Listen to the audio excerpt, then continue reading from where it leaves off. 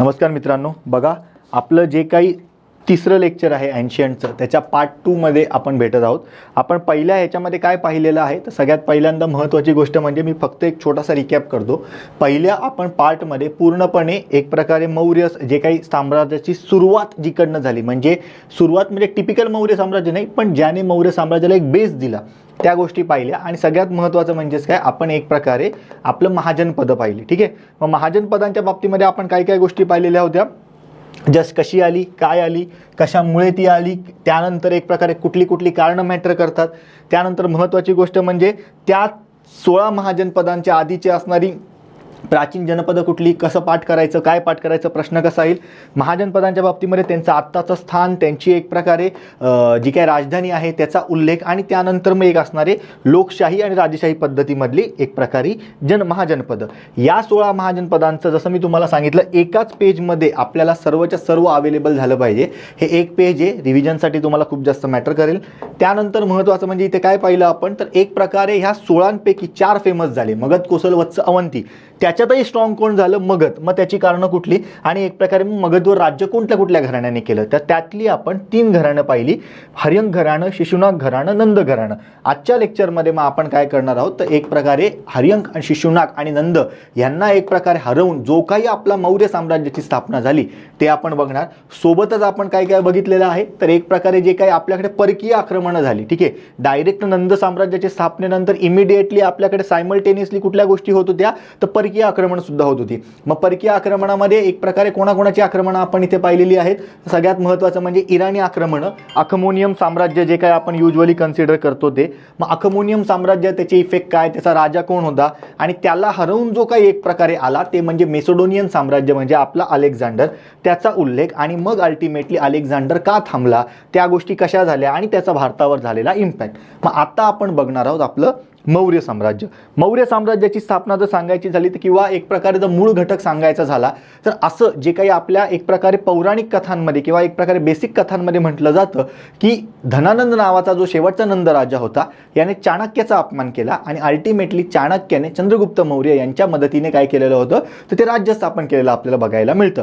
पण मौर्य साम्राज्य हे असं एक साम्राज्य आहे की ज्या माध्यमातून आपल्याला सगळ्यात पहिल्यांदा भारतावर टिपिकली कुठल्या तरी एक छत्री अंमलाखाली आलेल्या राज्याबद्दल इन्फॉर्मेशन मिळते. मग तुम्ही म्हणाल की सर मागाशी तर तुम्ही म्हटले की महापद्मानंद याने सुद्धा ही गोष्ट केलेली होती. मान्य आहे की, पण महापद्मानंद हा एकराट शासक होता. त्याच्यानंतर असलेल्या त्याच्या 8 मुलांमध्ये जे काही राज्य विभागलं गेलं, धनानंद शेवटचा होता, यांनी ते साम्राज्य घालवलं कायम स्वरूपासाठी, मोठ्या काळासाठी. जे काही संपूर्ण उत्तर भारतामध्ये जो काही कंट्रोल निर्माण केलेला होता तो आपल्याला मौर्य साम्राज्याने केलेला बघायला मिळतो. त्यामुळे इतिहासामध्ये मौर्य साम्राज्याला जास्त व्हॅल्यू आहे. आणि सगळ्यात महत्त्वाचं म्हणजे काय, आपण हर्यंक पाहिलं, शिशुनाग पाहिलं, नंद पाहिलं, यांचा कालखंड तेवढा मोठा नाही आहे. जसं आपण बघतोय नंद घराण्याचा तर कालखंड आता हार्डली 23-24 वर्षांचा बघायला मिळतोय.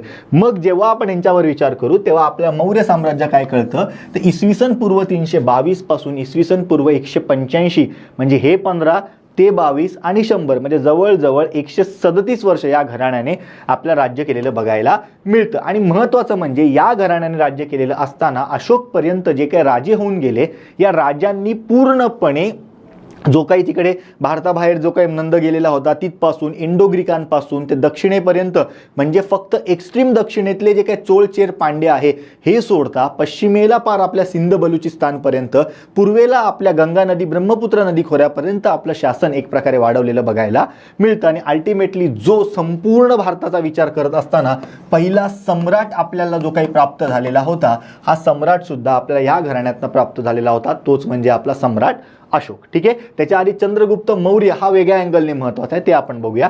मौर्य साम्राज्याचा संस्थापक कोण आहे, चंद्रगुप्त मौर्य. चाणक्य यांच्या मदतीने आपल्याला यांनी स्थापना केलेली आहे. आता मौर्यांच्या बाबतीमध्ये आपला प्रश्न कसा येतो हे सगळ्यात पहिल्यांदा कळायला पाहिजे, जी अतिशय महत्त्वाची गोष्ट आहे. आणि मौर्य साम्राज्य हा एक प्रकारे पहिला 100% प्रश्न येणारा घटक मी एक प्रकारे कन्सिडर करतो की प्रश्न हा येणारच आहे. सगळ्यात पहिल्यांदा एक प्रकारे जे काही राजे होते ते, ठीक आहे, मग त्याच्यामध्ये संस्थापक अशोक वगैरे सगळं आलं. त्यानंतर दुसरी गोष्ट म्हणजे टिपिकल सम्राट अशोक.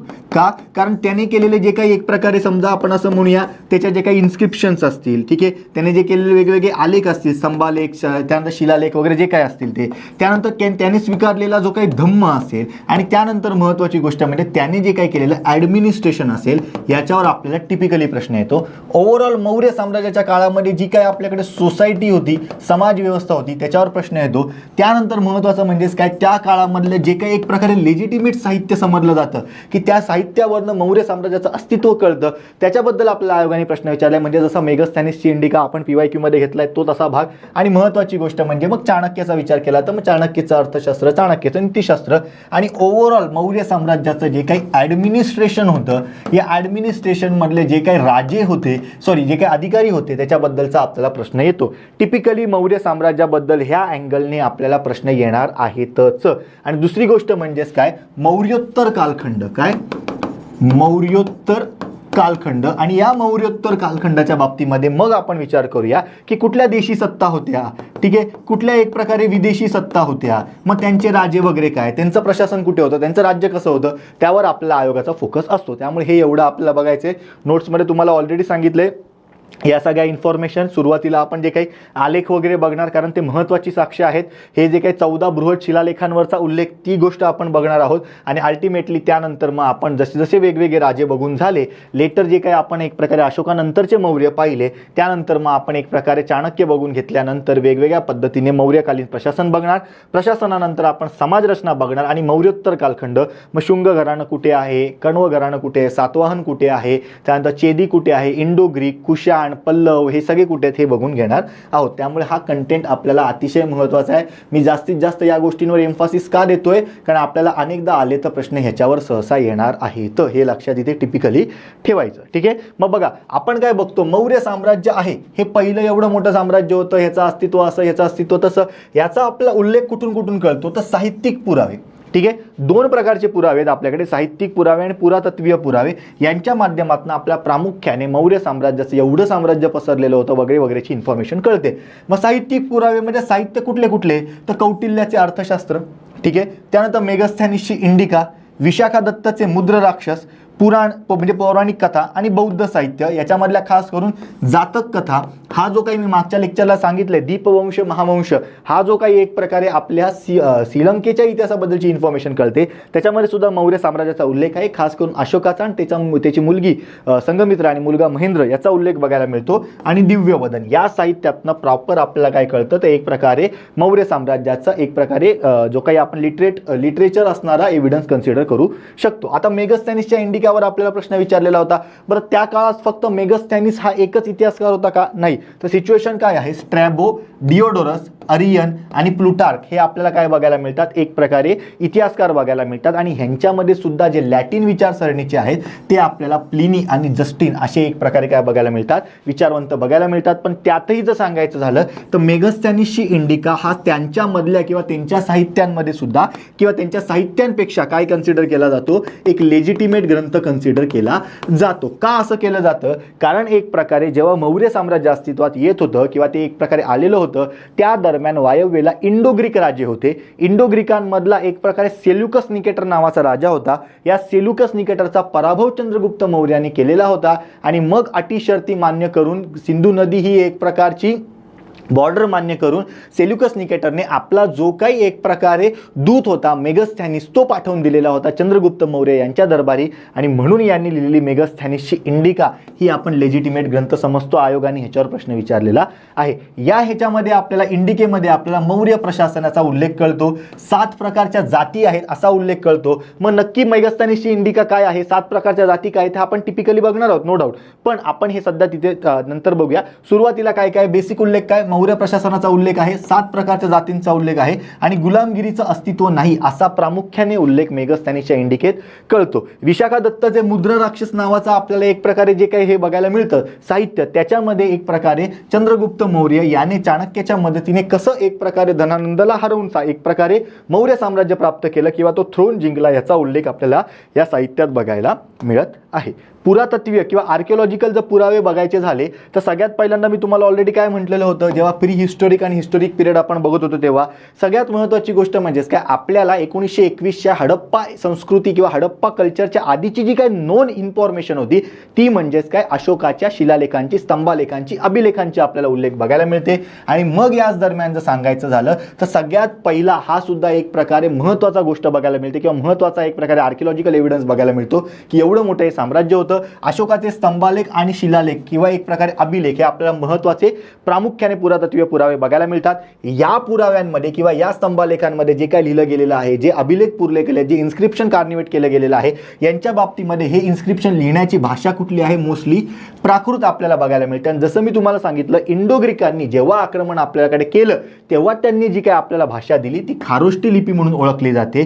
त्यानंतर महत्त्वाचं म्हणजेच काय ग्रीक आणि आर्माईक लिपी सुद्धा एक प्रकारे ओळखली जाते आणि एक प्रकारे पूर्वेकडे जास्तीत जास्त चर्चेत असणारी ब्राह्मी लिपी ओळखली एक प्रकारे जाते. आता सांगायचं तात्पर्य काय, हे अशोकाचे स्तंभालेख आणि अभिलेख कुठल्या भाषांमध्ये आहेत, मग ग्रीक आणि आर्माईक भाषांमध्ये. कुठल्या रिजनमध्ये, जे एक प्रकारे ग्रीक जवळ जातात ते, जे काही वायव्येकडचं रिजन आहे तिथे खारोष्टी भाषेमध्ये आपल्याला स्तंभालेख अभिलेख बघायला मिळतात आणि जे पूर्वेकडचे रिजन आहे तिथे आपल्याला ब्राह्मी भाषेमध्ये स्तंभालेख आणि अभिलेख एक प्रकारे बघायला मिळतात. आणि या स्तंभालेखांचं अभिलेखांना पहिल्यांदा डिसायफर कोणी केलेलं होतं तर जेम्स प्रिन्सेप याने 1837ला सदर बाब आपल्याला केलेली बघायला मिळते.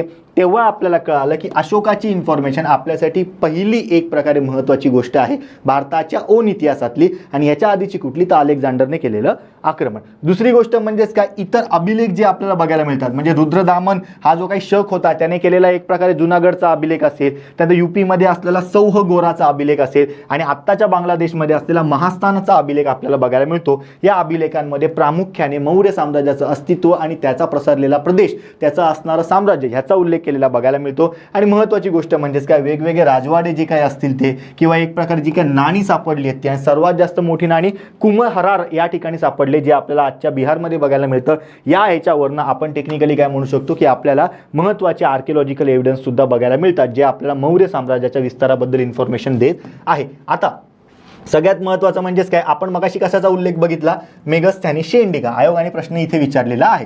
ठीक आहे, आयोगाने प्रश्न काय विचारलेला होता की मेगस्थॅनिसच्या इंडिकेमध्ये 7 जातींचा उल्लेख आहे असं एक स्टेटमेंट होतं, आणि दुसरं स्टेटमेंट असं होतं की तो तिथे कन्फ्यूज झालेला दिसतो जातींमध्ये, समाजातल्या आणि अर्थव्यवस्थांमधले. मग त्याचं उत्तर आपल्या इथे बघायला मिळतं. आता मेगस्थॅनिसची इंडिका काय आहे तर बघा, मेगस्थॅनिसच्या इंडिकेमध्ये कन्सिडर करायचं झालं तर या सर्व गोष्टींचा उल्लेख आहे. सगळ्यात पहिल्यांदा काय की त्याच्या इंडिकेमध्ये शासक म्हणून चंद्रगुप्त मौर्य याचा उल्लेख आहे, आणि या चंद्रगुप्त मौर्याच्या ज्या काही आपल्याला अंगरक्षक बघायला मिळतात त्या महिला आहेत असा उल्लेख आपल्याला एक प्रकारे मेगस्थॅनिसच्या इंडिकेमध्ये बघायला मिळतो. त्यानंतर जगातलं आणि त्यातल्या त्यात भारतातलं मौर्य साम्राज्यातलं सर्वात मोठं शहर हे एक प्रकारे पाटलीपुत्र आहे असं मेगस्थॅनिसच्या इंडिकेमध्ये सांगितलेलं आपल्याला बघायला मिळतं.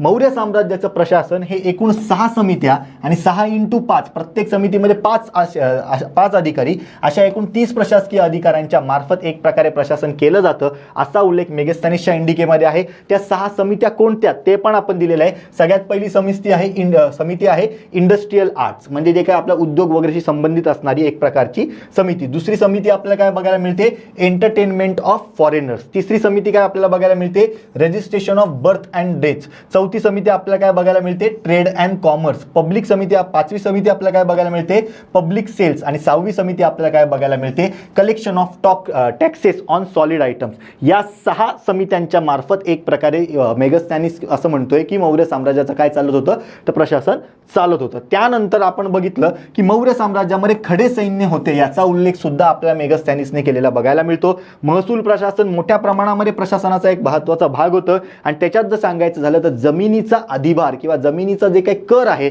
हा 1/6% आहे असा उल्लेख केला जात होता, परंतु मोठ्या प्रमाणामध्ये तो 1/4 वर कुठेतरी स्टेबल होत होता. आणि जर आजही तुम्ही बघितलं तर मौर्य साम्राज्यामध्ये प्रॉपर जो काही भूमिकर होता हा 1/6 ते 1/4 एवढा होता असा उल्लेख आपल्याला वेळोवेळी बघायला मिळतो. महत्त्वाची गोष्ट म्हणजेच काय, याच दरम्यान उत्तरपथ याचा उल्लेख केलेला बघायला मिळतो. याच्यावर सुद्धा आपल्याला जोडालावा आलेल्या होत्या, उत्तरपथ, दक्षिणपथ आणि त्यांचे जे काही महत्त्वाची ठिकाणं आहेत त्यांच्या बाबतीमध्ये. ठीक आहे, मग आपण बघतोय की त्याच्यामधल्या उत्तरपथाचा उल्लेख मेगस्थॅनिसच्या इंडिकेत सापडतो, जो सहसा सिंध ते सोनार बंगालमधल्या या 2 शहरांना जोडतो असं मेगस्थॅनिसने त्याच्या इंडिकेमध्ये सांगितलेलं आहे. आणि याची बांधणी कोणी केली, चंद्रगुप्त मौर्य याच्या काळात झालेली आपल्याला बघायला मिळते. मिळते. आता या गोष्टींचा उल्लेख मेगस्थानीसच्या इंडिकेमध्ये आहे. फक्त अजून मी 2 गोष्टी ॲड केल्या आहेत की नंतर एक प्रकारे हा जो काही उत्तरपथ होता हा एक प्रकारे मिडिवल हिस्ट्रीमध्ये शेरशाह सुरी याने पुन्हा एकदा डेव्हलप केलेला होता आणि मॉडर्न हिस्ट्रीमध्ये ब्रिटिशांचा जो काही लॉर्ड ऑकलंड होता याने एकदा पुन्हा आपल्याला डेव्हलप केलेला बघायला मिळतो. त्यानंतर महत्त्वाची गोष्ट म्हणजेच काय, मेगस्थानीसच्या इंडिकेमध्ये एकूण जर सांगायचं झालं तर मोठ्या प्रमाणामध्ये भारतामध्ये सोन्याची खाण आहे म्हणजे असा उल्लेख केलेला बघायला मिळतो. इथे सोन्याची खाण म्हणजे आपल्याकडे म्हणतात ना सोने की काय म्हणतात त्याला सोने की चिडिया वगैरे आपला देश आपण कन्सिडर करत होतो. वेगवेगळ्या आपण गोष्टींमध्ये सुद्धा उल्लेख बघायला मिळतो. हा उल्लेख कशावर न बघायला मिळतो तर अशा साहित्यांमध्ये लिहिलेला आहे. सगळ्यात महत्त्वाची गोष्ट म्हणजे भारतात सोन्यासारख्या मौल्यवान खनिजांची एक खाण आहे किंवा मौल्यवान खनिजांचा एक प्रकारे स्रोत आहे असा उल्लेख मेगस्थानीसने केलेला होता. त्याने एकूण 7 जाती मांडल्या असा एक प्रकारे उल्लेख बघायला मिळतो. पण या 7 जातींना तो सामाजिक जाती म्हणतो असा एक प्रकारे त्याचा मुद्दा आहे. परंतु एक प्रकारे क्लिअर झाल्यावर आपल्याला काय गोष्टी कळतात, या 7 सामाजिक जाती नसून या आपल्याला काय बघायला मिळतात, एक प्रकारे आर्थिक जाती बघायला मिळतात. मग या 7 आर्थिक जातींमध्ये कोण कोण होतं तर सगळ्यात पहिली जात होती फिलॉसॉफर व्यक्तींची, दुसरी जात होती फार्मर्सची म्हणजे शेतकऱ्यांची, तिसरी जात होती सैनिकांची म्हणजे सोल्जर्सची, चौथी जात होती हर्ड्समन यांची, पाचवी जात होती आर्टिसन्स म्हणजे बेसिक कामगार आहेत त्यांची, 6वी जात आपल्याला बघायला मिळते मॅजिस्ट्रेट म्हणजे वेगवेगळे अधिकारी यांची आणि 7वी जात आपल्याला नगरसेवक वगैरे जे काय बघायला मिळतात. ठीक आहे, अशा काउन्सिलर्सची जे प्रशासन सांभाळणारे अधिकारी आहेत त्यांची आपल्याला ही जात बघायला मिळते. अशा पद्धतीने समाजातल्या 7 एक प्रकारे इकॉनॉमिकल क्षेत्रांना किंवा वर्गांना त्याने समाजातील 7 जाती असं म्हटलेलं होतं आणि या सातीच्या साती जाती मोस्टली इकॉनॉमिक आपल्याला अँगल देतात रादर दॅन सोशल अँगल, हे इथे मी लिहिलेलं आहे. महत्त्वाची गोष्ट म्हणजे काय, दास प्रथा नव्हती असा उल्लेख मेगस्थानीसच्या इंडिकेमध्ये होता.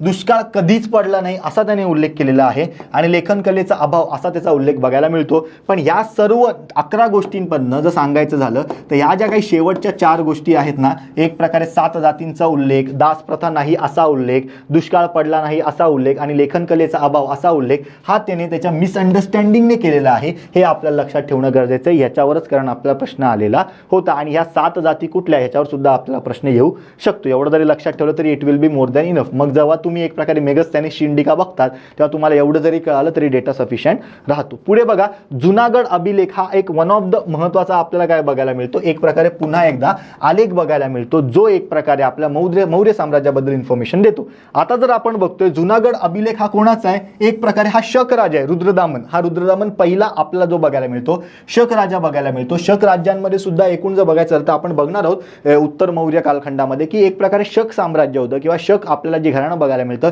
हे एकूण 5 शाखांमध्ये डिवाइड झालेलं होतं. या 5 शाखांमधलं जे काही वेस्टर्न शक आपल्याला बघायला मिळतात, वेस्टर्न सत्रप्स जे आपल्याला बघायला मिळतात त्याच्यामधला रुद्रदामन हा आपला राजा बघायला मिळतो ज्याने जुनागड अभिलेख साधारणतः इसवी सन 150 मध्ये लिहिलाय. आता मौर्य साम्राज्य किंवा एक प्रकारे चंद्रगुप्त मौर्य हा इसवी सन पूर्व 320 मध्ये आपल्याला बघायला मिळते. मग हे एक प्रकारे नंतर लिहून सुद्धा महत्त्वाचं कसं बघायला मिळतं, कारण या रुद्रदामनने जुनागड अभिलेख म्हणजे जो आजच्या आपल्याला सौराष्ट्रमध्ये आहे असं बघायला मिळतं. याच्यात त्याने उल्लेख कशाचा केलेला आपल्याला बघायला मिळतो, सुदर्शन तलावाचा आपल्याला उल्लेख केलेला बघायला मिळतो आणि त्याच्यात त्याने असलेलं आहे की सुदर्शन तलावाची बांधणी कोणी केलेली आहे तर चंद्रगुप्त मौर्य यांनी केलेली आहे. त्याच्या काळामध्ये जो काही सौराष्ट्राचा शासक होता पुष्यगुप्त याने ही बांधणी केलेली आपल्याला बघायला मिळते. त्यानंतर या तलावाची पुन्हा जी काही डागडुजी असेल किंवा एक प्रकारे रिकन्स्ट्रक्शन असेल हे कोणी केलेलं आहे, अशोकाने केलेलं बघायला मिळतं आणि त्याच्या काळामध्ये तुषास्प नावाचा जो काही राज्यपाल होता त्याने हे काम करून आणलेलं होतं. त्यानंतर रुद्रदामनने आपला काय उल्लेख केलेला बघायला मिळतो तर एक प्रकारे रुद्रदामनने स्वतः बांधलं असा त्याने उल्लेख केला आणि म्हणून त्याने एक प्रकारे हा अभिलेख लिहिलेला बघायला मिळतो आणि रुद्रदामनच्या काळामध्ये सुविशाख नावाचा जो काही त्याचा राज्यपाल होता त्याने हे काम केले असा त्याचा उल्लेख बघायला मिळत आहे. आता सगळ्यात महत्त्वाची गोष्ट म्हणजेच काय, जेव्हा जुनागड अभिलेख आपण कन्सिडर करतो तेव्हा जुनागड अभिलेखामध्ये आपल्याला चंद्रगुप्त मौर्य आणि अशोक यांची नावं बघायला मिळतात. का, कारण रुद्रदामनने तो लिहिलाय त्यामुळे त्याचं नाव तर बेसिक असणारच आहे, पण त्याचं नाव असं खाली बघायला मिळतं आणि आपल्याला अशोक आणि चंद्रगुप्त मौर्य यांची नावं वरती मोठ्या प्रमाणात बघायला मिळतात. पण इथे प्रश्न आलेला आहे सुदर्शन तलावाचा, म्हणून आपण उल्लेख करूया की या सर्वांमध्ये एकदम लेटेस्ट जर सांगायचं झालं तर सुदर्शन तलावाची फायनल बांधणी कोणाच्या काळात झाली, स्कंदगुप्त चंद्रगुप्त या गुप्त घराण्याच्या राजाच्या काळात झाली। त्या काळामध्ये चक्रपालित नावाचा त्याचा राज्यपालाने ही कामगिरी केलेली बघायला मिळते। म्हणजे सुदर्शन तलाव कोणी बांधला प्रश्न विचारला तर चंद्रगुप्त मौर्य। त्याची डागडुजी कोणी कोणी केली तर सम्राट अशोक, सम्राट रुद्रदामन राजा आणि स्कंदगुप्त राजा यांनी केलेली आपल्याला बघायला मिळते। त्यानंतर जर अजून प्रश्न आला जुनागड अभिलेखामध्ये कोणाकोणाचा उल्लेख आहे तर चंद्रगुप्त मौर्य, अशोक आणि रुद्रदामन या तिघांचा उल्लेख आपल्याला बघायला मिळतो। आणि ह्याच्यातनं रुद्रदामनने सांगितलेल्या प्रमाणे नुसतं असं त्याने नाही लिहिले की हा तलाव त्याने बांधला, त्याने आजूबाजूची प्रशासकीय इन्फॉर्मेशन लिहिलेली बघायला मिळते। पाण्याची योग्य सुविधा असणं, पाण्यावर टॅक्स लावणं अशा सगळ्या गोष्टींचा सुद्धा उल्लेख आपल्याला या ठिकाणी बघायला मिळतो। आणि हा प्रश्न आपल्याला येऊ शकतो। आणि महत्त्वाची गोष्ट म्हणजे कोणाच्या काळामध्ये कोणी ते ॲक्च्युअल बांधण्याचं काम केलेलं आहे याच्यावर सुद्धा आयोगाचा आपल्याला कदाचित भर राहील किंवा जोड्या लावा सुद्धा विचारला जातील। हा अँगल आपल्याला माहिती असणं गरजेचं आहे। हे दोन महत्त्वाचे आपण कन्सिडर करूया असे अभिलेख आहेत की ज्यांचा एक प्रकारे आपल्याला मौर्य साम्राज्याच्या जडणघडणीसाठी किंवा मौर्य साम्राज्याच्या अस्तित्वासाठी एक प्रकारे लिटरेचर असणारा एव्हिडन्स म्हणून कन्सिडर आपण करू शकतो। पुढे बघा अशोकाचे शिलालेख आणि अभिलेख। आता इथे महत्त्वाची गोष्ट आहे, ह्याच्यावर आपल्याला प्रश्न येऊ शकतो। आता शिलालेख अभिलेख आपल्याला हे कळणं सगळ्यात पहिल्यांदा गरजेचं आहे।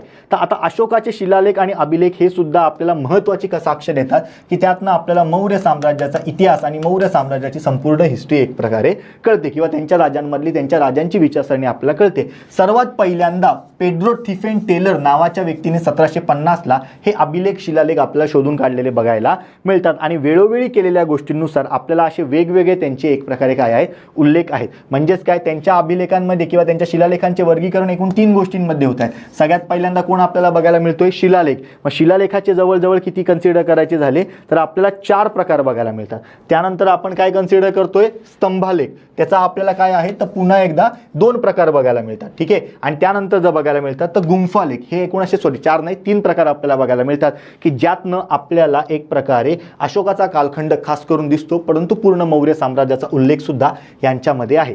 आता या शिलालेखांचं एकूण 2018ला आपला प्रश्न आलेला होता की अशोकाच्या धम्माचा उल्लेख कशामध्ये बघायला मिळतो, ते एक प्रकारे लघु शिलालेख हे त्याचं उत्तर होतं।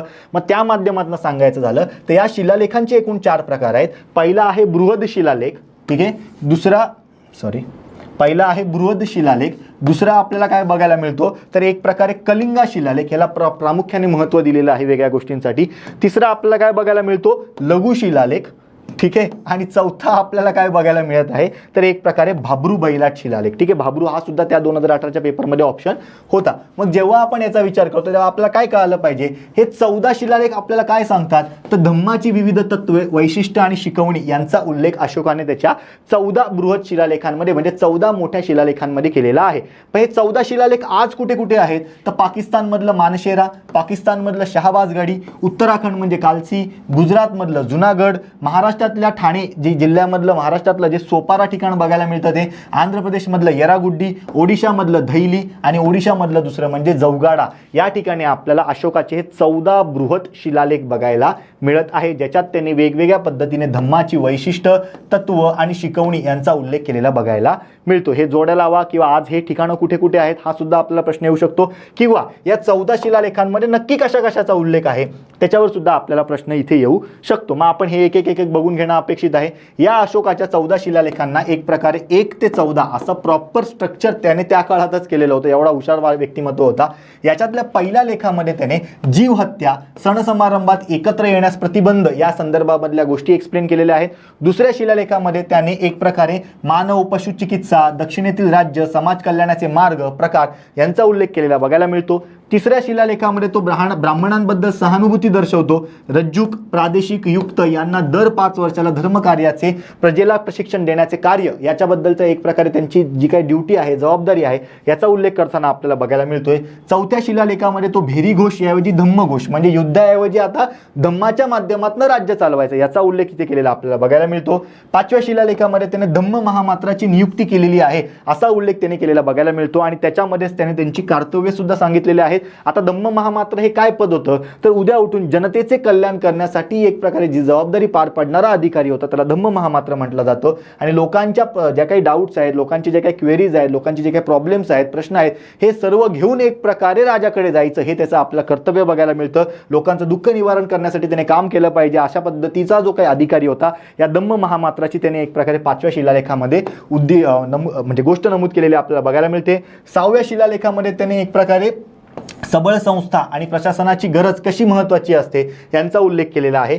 7व्या शिलालेखामध्ये धार्मिक सहिष्णुतेची गरज आणि सामूहिक अधिवास यांचा उल्लेख त्याने केलेला बघायला मिळतो. 8व्या शिलालेखामध्ये धम्मयात्रांचा उल्लेख केलेला आहे. बोधगयापासून ही धम्मयात्रा सुरू होत होती असा उल्लेख केलेला बघायला मिळतो. 9व्या आपल्याला याच्यामधल्या लेखामध्ये त्याने धार्मिक प्रथा, परंपरा, वाईट आणि चूक म्हणजे यांचा एक्सप्लेन केलेला आहे आणि सोबत ज्या काही वाईट चालीरीती, रूढी, परंपरा आहेत यांच्यावर त्याने काय केलं, टीका केलेली बघायला मिळते. 10व्या लेखामध्ये त्यांनी युद्धाऐवजी धम्म आणि धम्म पालनावर लोकांचा कसा भर असावा यांचा उल्लेख केलेला बघायला मिळतो. 11व्या शिलालेखामध्ये जर सांगायचं झालं तर त्याने एक प्रकारे धम्माचे धोरण सांगितलंय की नक्की धम्म स्वीकारायचा, पण मग कसा स्वीकारायचा आणि धम्माचे श्रेष्ठत्व त्याने वर एक प्रकारे एक्सप्लेन केलेलं बघायला मिळतं.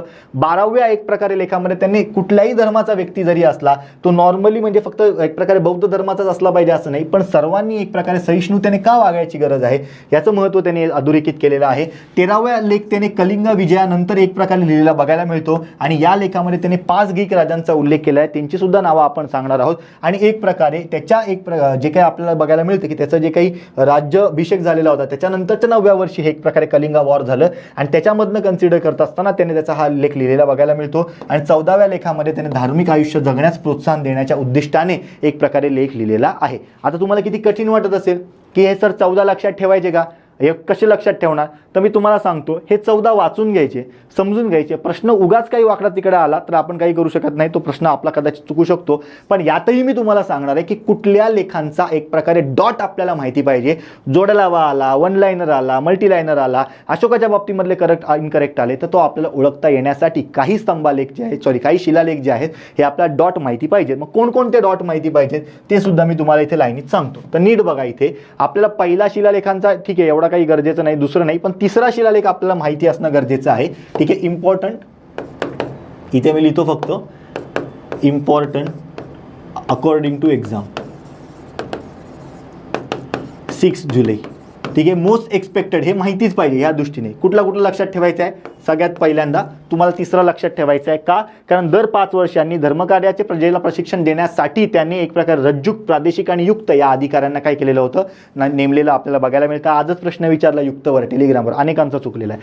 त्यानंतर महत्त्वाची गोष्ट म्हणजे चौथा आपल्याला माहिती असणं गरजेचं आहे, ज्यात त्याने पहिल्यांदा भेरी घोषाऐवजी धम्मघोष कसा महत्त्वाचा ह्याचं एक्सप्लेनेशन केलंय. 5व्या ह्याच्यामध्ये त्याने धम्म महामात्रची स्थापना करण्याचा उल्लेख केलेला आहे.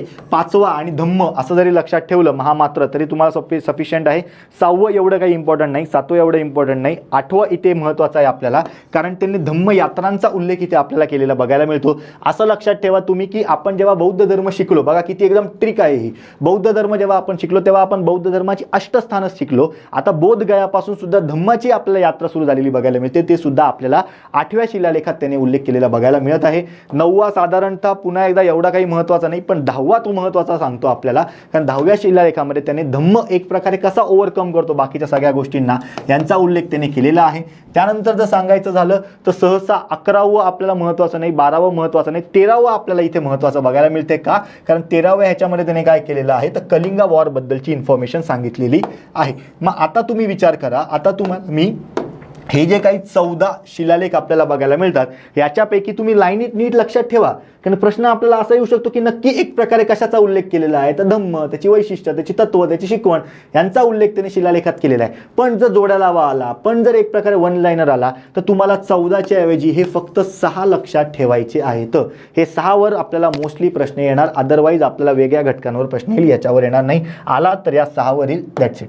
ठीक आहे, मग आपण ह्या सगळ्या गोष्टी बघतो, ह्यांचा एक प्रकारे कशात उल्लेख केलेला आहे तर या 14 बृहत शिलालेखांमध्ये उल्लेख केलेला बघायला मिळतो. या बृहत शिलालेखांनंतर आपल्याला काय बघायला मिळतात, सगळ्यात महत्त्वाचं म्हणजेच काय तर एक प्रकारे विशिष्ट असा असणारा 2 कलिंगामध्ये, म्हणजे कलिंगा जेव्हा युद्ध झालेलं होतं तेव्हा त्या प्रांतामध्ये त्यांनी काय केलेलं होतं, 2 शिलालेख उभारले आणि त्यात त्यांनी टिपिकली कलिंग युद्ध कसं झालं, काय झालं, कशामुळे झालं, त्याचा इम्पॅक्ट काय, त्याचा रिझल्ट काय आणि एक प्रकारे कलिंगाचं प्रशासन नंतर आता अशोकाचं साम्राज्य कसं करणार याचा इथे उल्लेख केलेला बघायला मिळतो. म्हणजेच सगळ्यात महत्त्वाची गोष्ट म्हणजेच काय की आता बघा, जर आपण बघतोय की अशोकाने कलिंगा वॉर मधलं सगळं त्याने जे बघितलं त्याला ती सगळी अहिंसा दिसली आणि मग हिंसेचं महत्त्व त्याला पटलं, पण त्यामुळे असं नाही झालं की अशोकाने एक प्रकारे तो प्रांत जिंकल्यानंतर पुन्हा कलिंगाच्या राजाला वगैरे दिला, अजिबात नाही. त्याने तो प्रांत जोडून घेतला आणि उद्या उठून मग त्या प्रांताचं प्रशासन कसं असेल, त्याची पुढची विचारधारा काय असेल यांचा उल्लेख आपल्याला कलिंगाच्या शिलालेखात बघायला मिळतो. हे आज कलिंगाचे शिलालेख आपल्याला 2 ठिकाणी आहेत, एक म्हणजे धौली किंवा तोसाली जी कलिंगाची राजधानी राजधानी होती,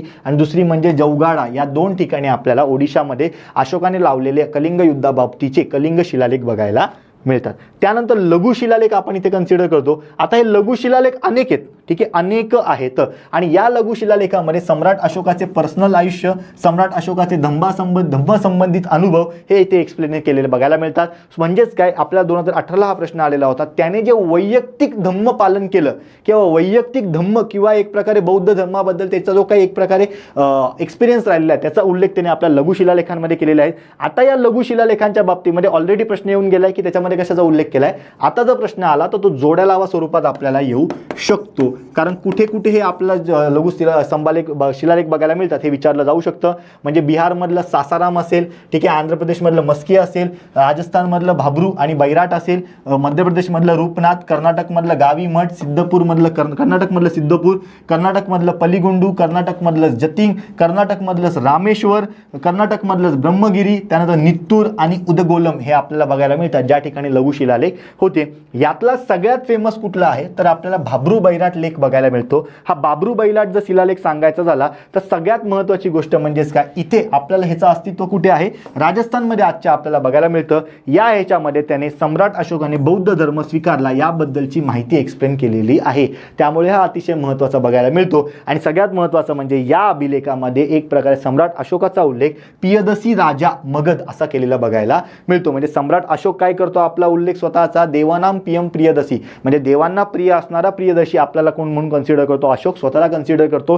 त्याने कुठल्या वेळेस, कुठल्या डेटला, कुठल्या काळामध्ये एक प्रकारे बौद्ध धर्म स्वीकारला याचा उल्लेख त्याने त्याच्या स्वतःच्या भाबरू बैराट या लघुलेखामध्ये किंवा लघु शिलालेखामध्ये केलेला बघायला मिळत आहे. प्रश्न आला तर ह्याच्यावर येणार. ऑलरेडी हा ऑप्शनमध्ये आलेला घटक आहे, त्यामुळे माहिती असणं तुम्हाला गरजेचं राहील.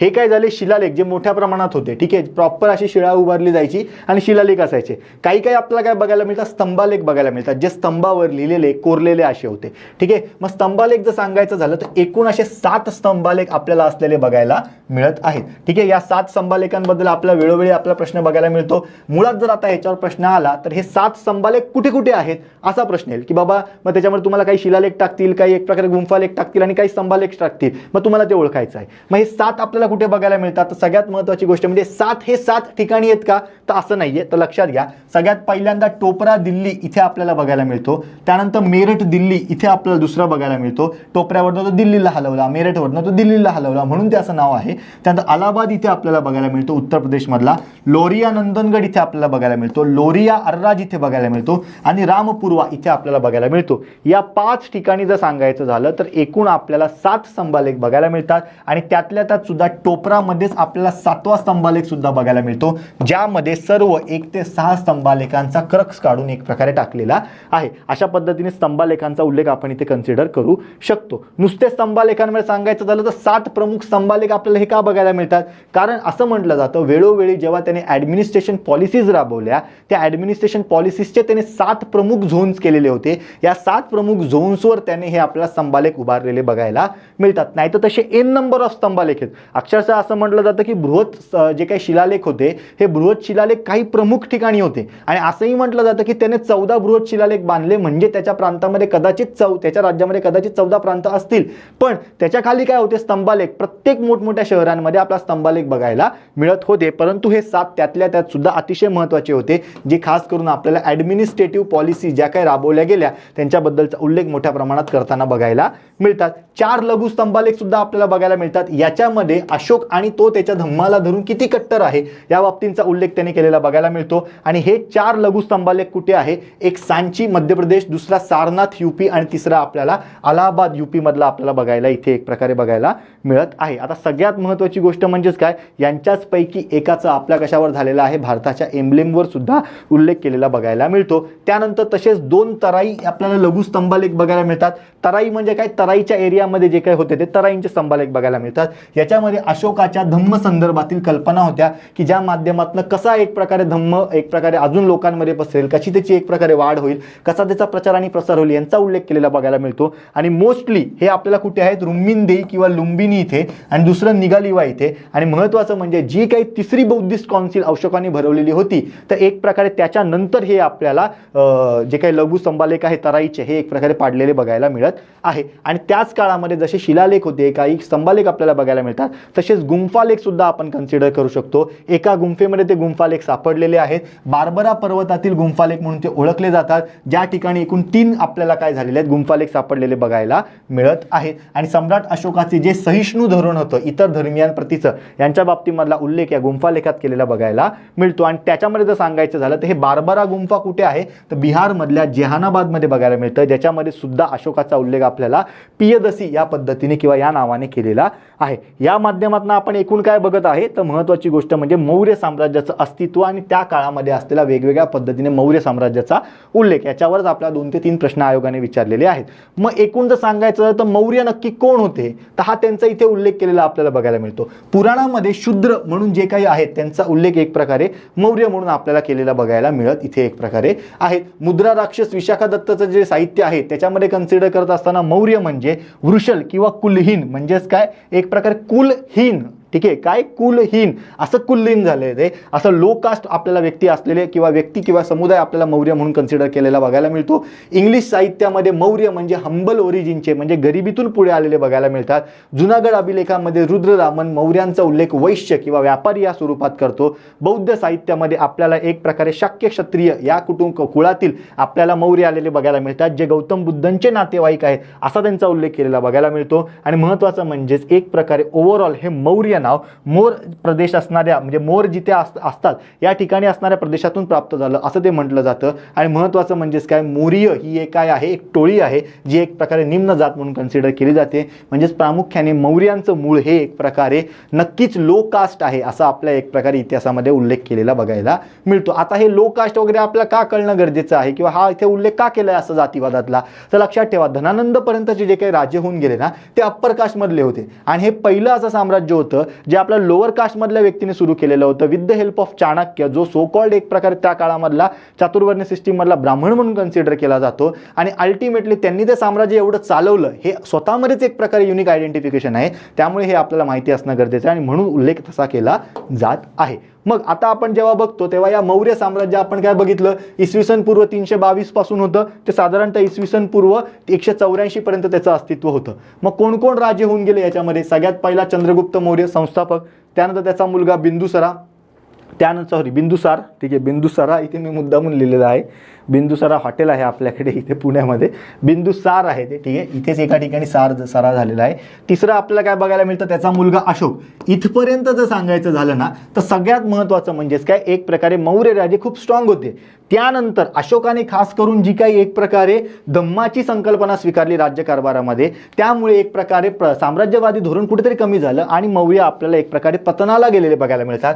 म्हणून अशोकानंतर जे काही दशरथ, संप्रती, शालिशुक, देववर्मन, शतधन्वन आणि बृहत्रथ आहेत हे आपल्याला कन्सिडर करायचं झालं तर आपण एक प्रकारे लेटर मौर्य म्हणून सुद्धा कन्सिडर करत असतो. याच्यामधला शेवटचा एक प्रकारे बृहत्रथ राजा इसवी सन पूर्व 184 ला होता, ज्याचा एक प्रकारे असॅसिनेशन कोणी केलेला आहे, पुष्यमित्र शुंग याने केलेलं बघायला मिळतं. आणि ह्याच्याच माध्यमातून त्याने शुंग घराण्याची स्थापना केली, जे आपल्या मौर्योत्तर कालखंडामधलं one of the most important 4 पैकी एक देशी आपल्याला राजघराणं बघायला मिळत आहे. पण डायरेक्ट इथे पुढे न जाता आपल्याला कळायला पाहिजे तर सगळ्यात महत्त्वाची गोष्ट म्हणजेच की हां, अशोकाने सर्वात जास्त काळ केलं राज्य, ठीक आहे, जवळजवळ 36 वर्ष वगैरे त्यांनी राज्य केलं, हे माहिती असणं गरजेचं आहे. आपण एक एक सम्राट बघून घेऊया, त्यांच्याबद्दलची इन्फॉर्मेशन. ऑब्व्हियसली सर्व नाही बघायचे, अशोकापर्यंत बघायचे, पण ॲटलीस्ट आपल्याला हे माहिती असणं गरजेचं आहे.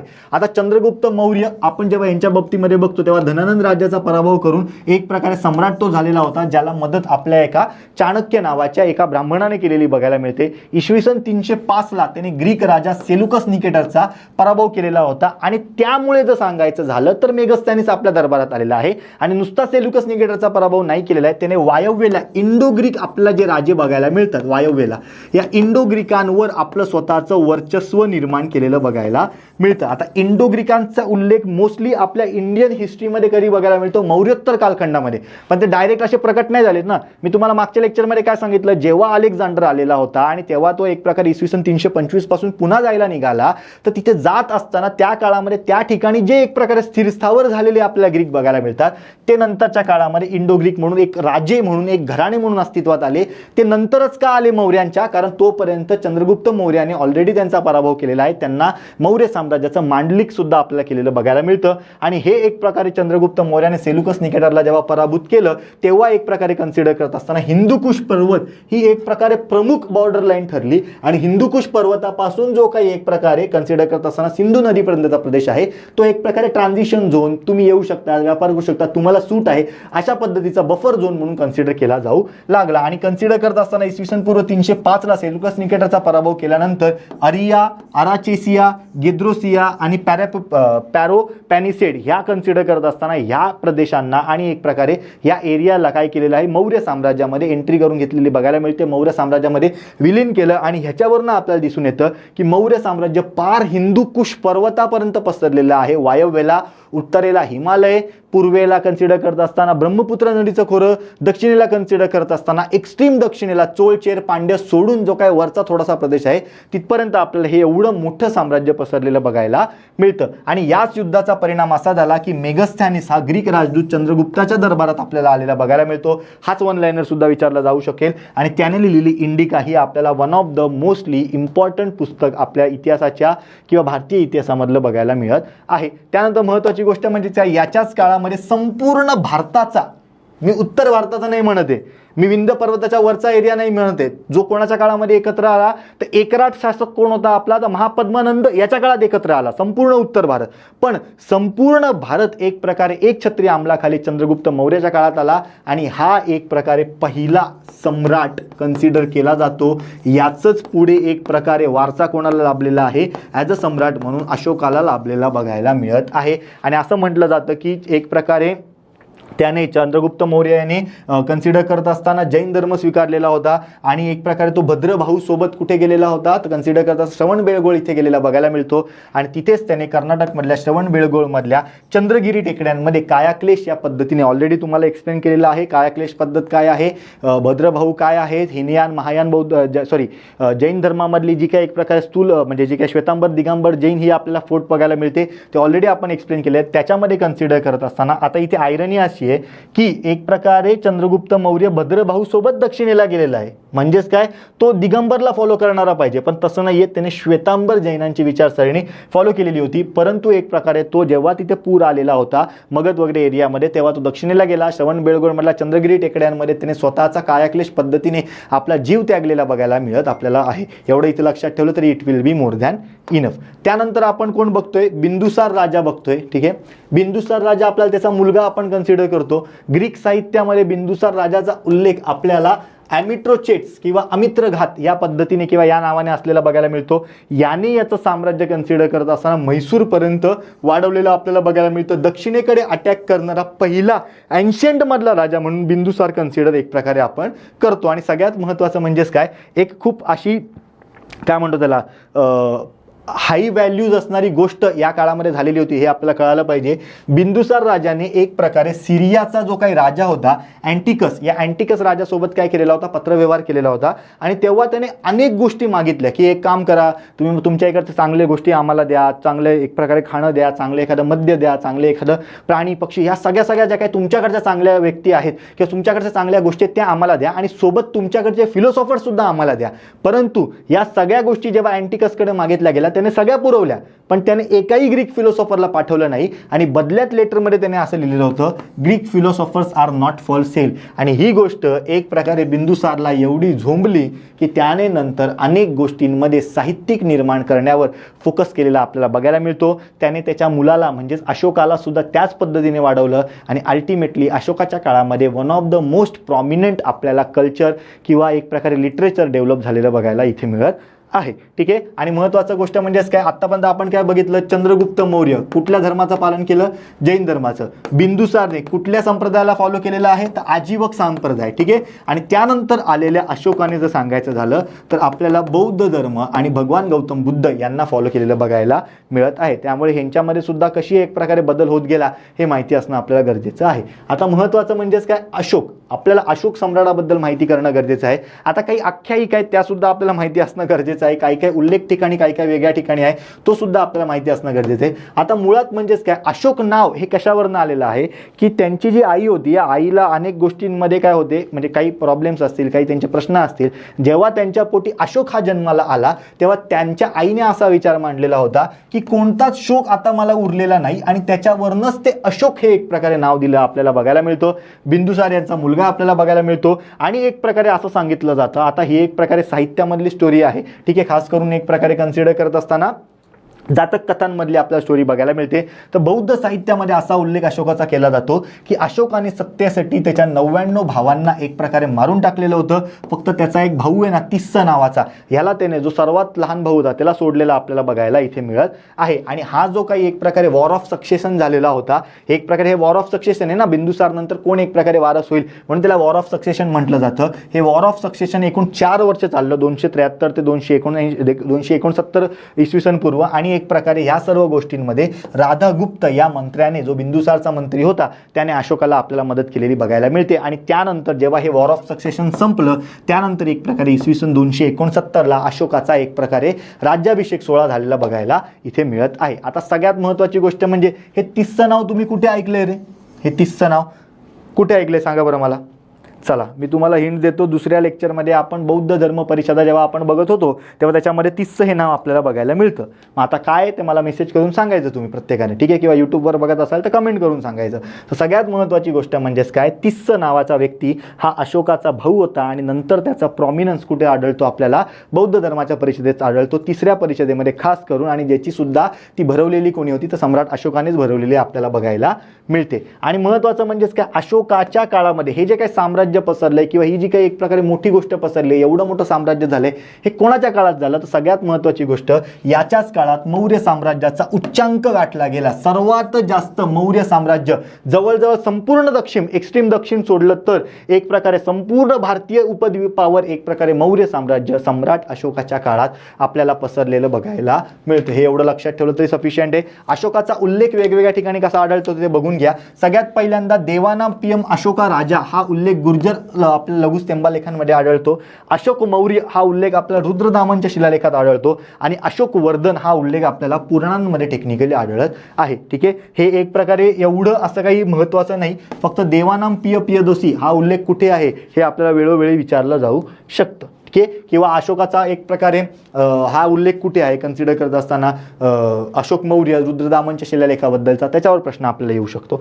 मग आता आपण बघतोय तर अशोकाच्या जीवनातली महत्त्वाची वन ऑफ द गोष्ट कुठली आहे तर सगळ्यात पहिल्यांदा आपण काय बघितलं तर त्याच्या काळामध्ये, आता हे आपण काय म्हणूया की असं इमॅजिनेबल आहे 99 भावांना मारणं बघणं, कारण ते साहित्यामध्ये लिहिलेली गोष्ट आहे, त्याचा हिस्टोरिकल कुठलाही असा एव्हिडन्स आढळत नाही. पण एक गोष्टीचा हिस्टोरिकल एव्हिडन्स आढळतो की बिंदुसार नंतर जवळजवळ इसवी सन पूर्व 273 पासून इसवी सन पूर्व 269 पर्यंत अशोक म्हणजे त्या मौर्य साम्राज्याला कोणीच असा वारस नव्हता. आणि अल्टिमेटली 269ला इसवी सन पूर्व काय झालेलं आहे तर अशोकाचा आपल्याला राज्याभिषेक सोहळा झालेला बघायला मिळतो. आणि ही एक पहिली महत्त्वाची गोष्ट. दुसरी अशोकाच्या आयुष्यातली महत्त्वाची गोष्ट कुठली आपण कन्सिडर करतो हिस्टोरिक व्हॅल्यूनुसार, त्यांनी केलेलं कलिंगाचं युद्ध. आता कलिंग प्रांत जर आपण सांगायचं झालं तर संपूर्ण पद्धतीने जर आपण भारताचा विचार केला तर भारतामधलं जे काही पंजाब वगैरे बंगाल वगैरे आहे, बंगालच्या खालचा जो काही हा प्रदेश आहे तो साधारणतः कलिंग वगैरे म्हणून ओळखला जातो. आजचा ओडिसा असेल, पश्चिम बंगालचा काही भाग असेल, झारखंडचा काही भाग असेल, त्यानंतर आपल्या आंध्र प्रदेशचा काही भाग असेल, अशा पद्धतीने तिथे कलिंग साम्राज्य पसरलेलं होतं. खास करून ते एक प्रकारे चेती कलिंग साम्राज्य म्हणून सुद्धा ओळखलं एक प्रकारे जातं. या एक प्रकारे हे युद्ध कधी झालेलं आहे राज्य धोरणाच्या 9व्या वर्षी झालेलं बघायला मिळतं. हे 9 वर्षांचा उल्लेख महत्त्वाचा परीक्षेला येऊ शकतो कारण ही दुसरी प्रॉमिनंट इन्फॉर्मेशन आहे अशोकाच्या आयुष्यामधली. आणि या युद्धातील अत्याचार बघून एक प्रकारे भेरी घोष याची जागा धम्मघोषाने घेतली असा एक प्रकारे उल्लेख केलेला आपल्याला बघायला मिळतो. किंवा अशोकाने हे धोरण एक प्रकारे स्वीकारलेलं होतं की आता युद्ध वगैरे नाही करायचं, साम्राज्यवादी नाही व्हायचं, आता एक प्रकारे धर्माचं पालन करणारा व्यक्ती व्हायचं असा त्याने उल्लेख केलेला होता. परंतु असं करूनही त्याने एक प्रकारे जो काही जिंकलेला प्रदेश होता तो मात्र काही एक प्रकारे पुन्हा दिलेला बघायला मिळत नाही. आणि महत्त्वाचं म्हणजेच काय, त्याने तिसरी जी काही बौद्ध परिषद भरवलेली होती तिकडनं ऑलरेडी एक प्रकारे आपण काय कन्सिडर करतोय की बौद्ध धर्माचा प्रचार आणि प्रसार करण्याचा उल्लेख केलेला बघायला मिळतो आणि स्वतः हे केल्यानंतर त्याने दक्षिणेकडे आपलं अस्तित्व अजून प्रबळ पद्धतीने निर्माण करण्याच्या उद्दिष्टाने दक्षिणेकडे धम्माचा प्रचार आणि प्रसार करण्यासाठी मिशनरी पाठवण्याची तरतूद सुद्धा तिसऱ्या बौद्ध परिषदेमध्ये पास करून घेतली होती. आणि तुम्हाला मी ऑलरेडी सांगितले, काय लक्षात ठेवायचं, सम्राट अशोकाने दक्षिणेवर फोकस केला, एक्स्ट्रीम दक्षिणेपर्यंत त्याचं साम्राज्य होतं, संपूर्ण भारतीय महाद्वीपावर त्याचं साम्राज्य होतं. त्यामुळे त्याने तिसऱ्या बौद्ध धर्म परिषदेमध्ये दक्षिणेकडे माणसं पाठवायला सुरुवात केली.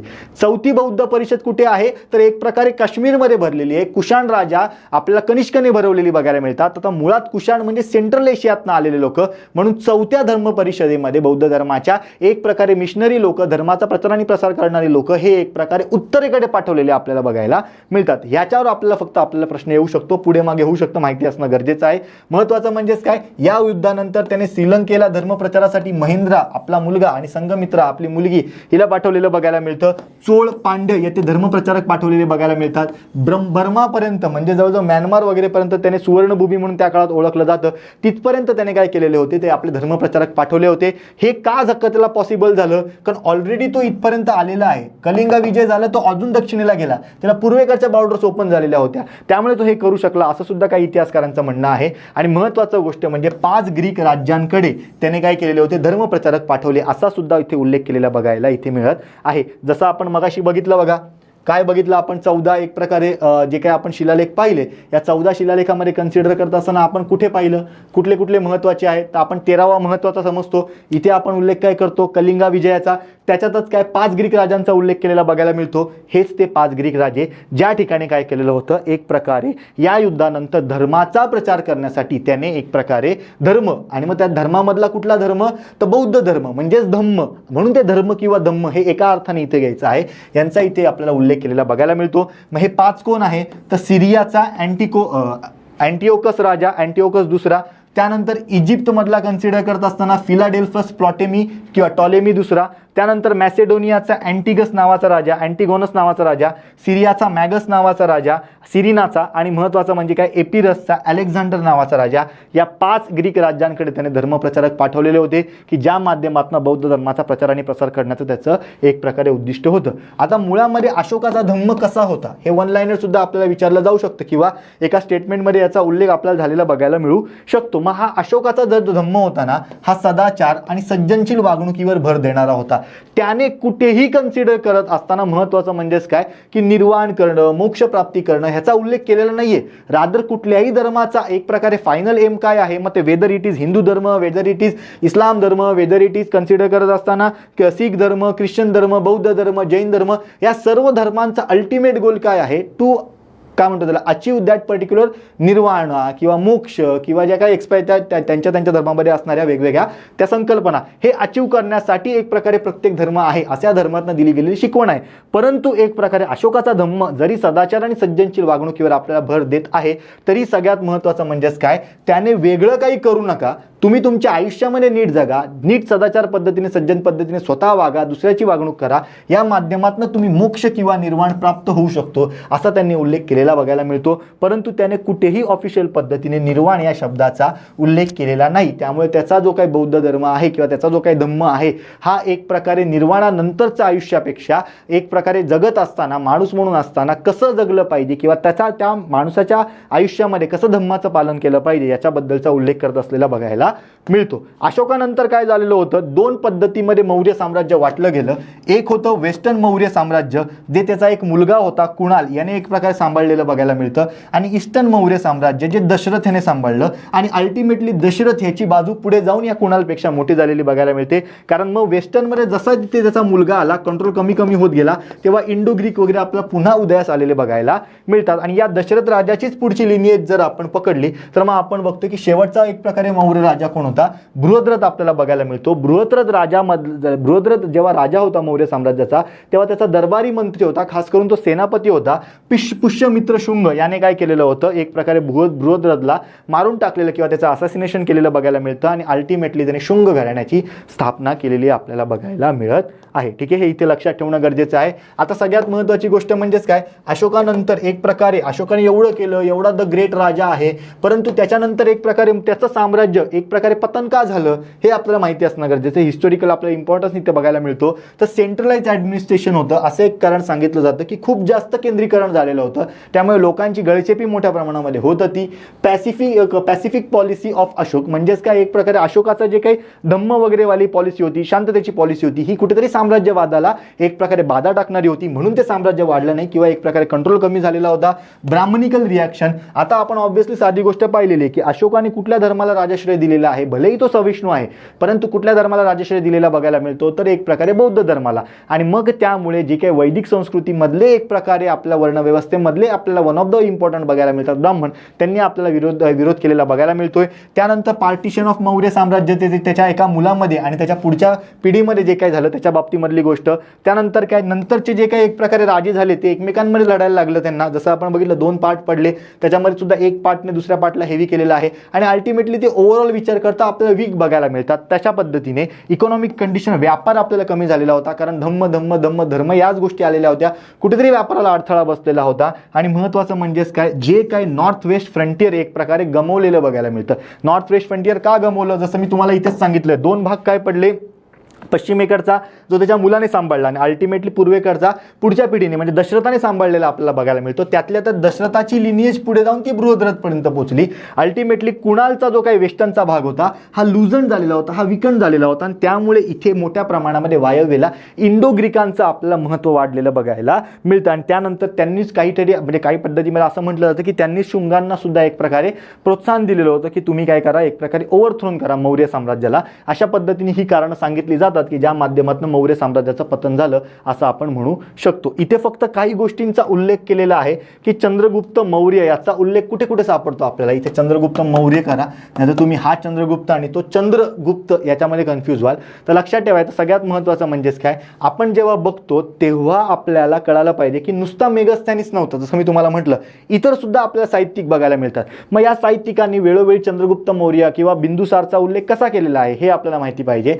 सँड्रोकोटस नावाचा एक प्रकार चंद्रगुप्तचा उल्लेख किंवा अँड्रोकोटस नावाचा उल्लेख किंवा विशाला आणि कुलहिना नावाचा उल्लेख आपल्याला कोणाचा झालेला बघायला मिळतो, चंद्रगुप्तचा झालेला बघायला मिळतो. ज्याच्या दरबारामध्ये सेल्युकस निकेटरचा दूत कोण होता, मेगस्थानीस होता. बिंदुसारचा उल्लेख आपल्याला अमित्रोकेट्स, त्यानंतर काय विंदुपाल, त्यानंतर काय सिंहसेन आणि त्यानंतर काय भद्रसार असा झालेला बघायला मिळतो. आणि त्याच्या दरबारामध्ये 2 आपल्याला एक प्रकारे कोण आलेले होते, तर महत्त्वाचं म्हणजेच काय दूत आलेले होते. एक होतं डिमाकोस आणि दुसरं होतं डायनोसियस. मग हे कोणाकोणाचे होते, डिमाकोस जो होता हा अँटिकोस एक हा सिरियाच्या राजाचा दूत होता आणि दुसरी गोष्ट म्हणजेच काय डायनोसियस हा आपल्याला फिलाडेल्फस टॉलेमी दुसरा या इजिप्तचा राजाचा आपल्याला काय बघायला मिळतो, दूत बघायला मिळतो. आता तुम्हाला ह्याच्यावर प्रश्न आला तर कसा येणार हे तुम्हाला मी सांगतो. लक्षात घ्या, सँड्रोकोट्स, अँड्रोकोट्स, विशाल आणि कुलहिन हा उल्लेख कोणाचा आहे हे विचारलं जाऊ शकतं. अमित्रोकेट्स, विंदुपाल, सिंहसेन, भद्रसार हा उल्लेख कोणाचा आहे तर बघायला मिळतं आपल्याला बिंदुसारचा. असा प्रश्न आपल्याला साधारणतः येऊ शकतो. किंवा मेगस्थानीस कोणाच्या दरबारात होता आणि बिंदुसारच्या दरबारामध्ये हे कोण होते यांचा उल्लेख केलेला बघायला मिळत असलेला आपल्याला बघायला मिळत आहे. त्यामुळे एवढं जरी लक्षात ठेवलं तरी it will be more than enough. आता एक प्रकारे चाणक्य याच्याबद्दल आपल्याला माहिती असणं गरजेचं आहे का, कारण आपण बघतो की मौर्य साम्राज्याची मूळ विचारधारा ही कोणी आपल्याला डेव्हलप केलेली बघायला मिळते. जर चाणक्य नसता तर कदाचित चंद्रगुप्त मौर्य सुद्धा नसता. आणि याच्यावरनंच म्हटलं जातं की राजा राज्यम पूजते बट ज्ञानी जगम पूज्यते. ठीक आहे, चाणक्य आज वर्ल्ड वाईड आहे आणि चाणक्यमुळे चंद्रगुप्त मौर्य आहे ना.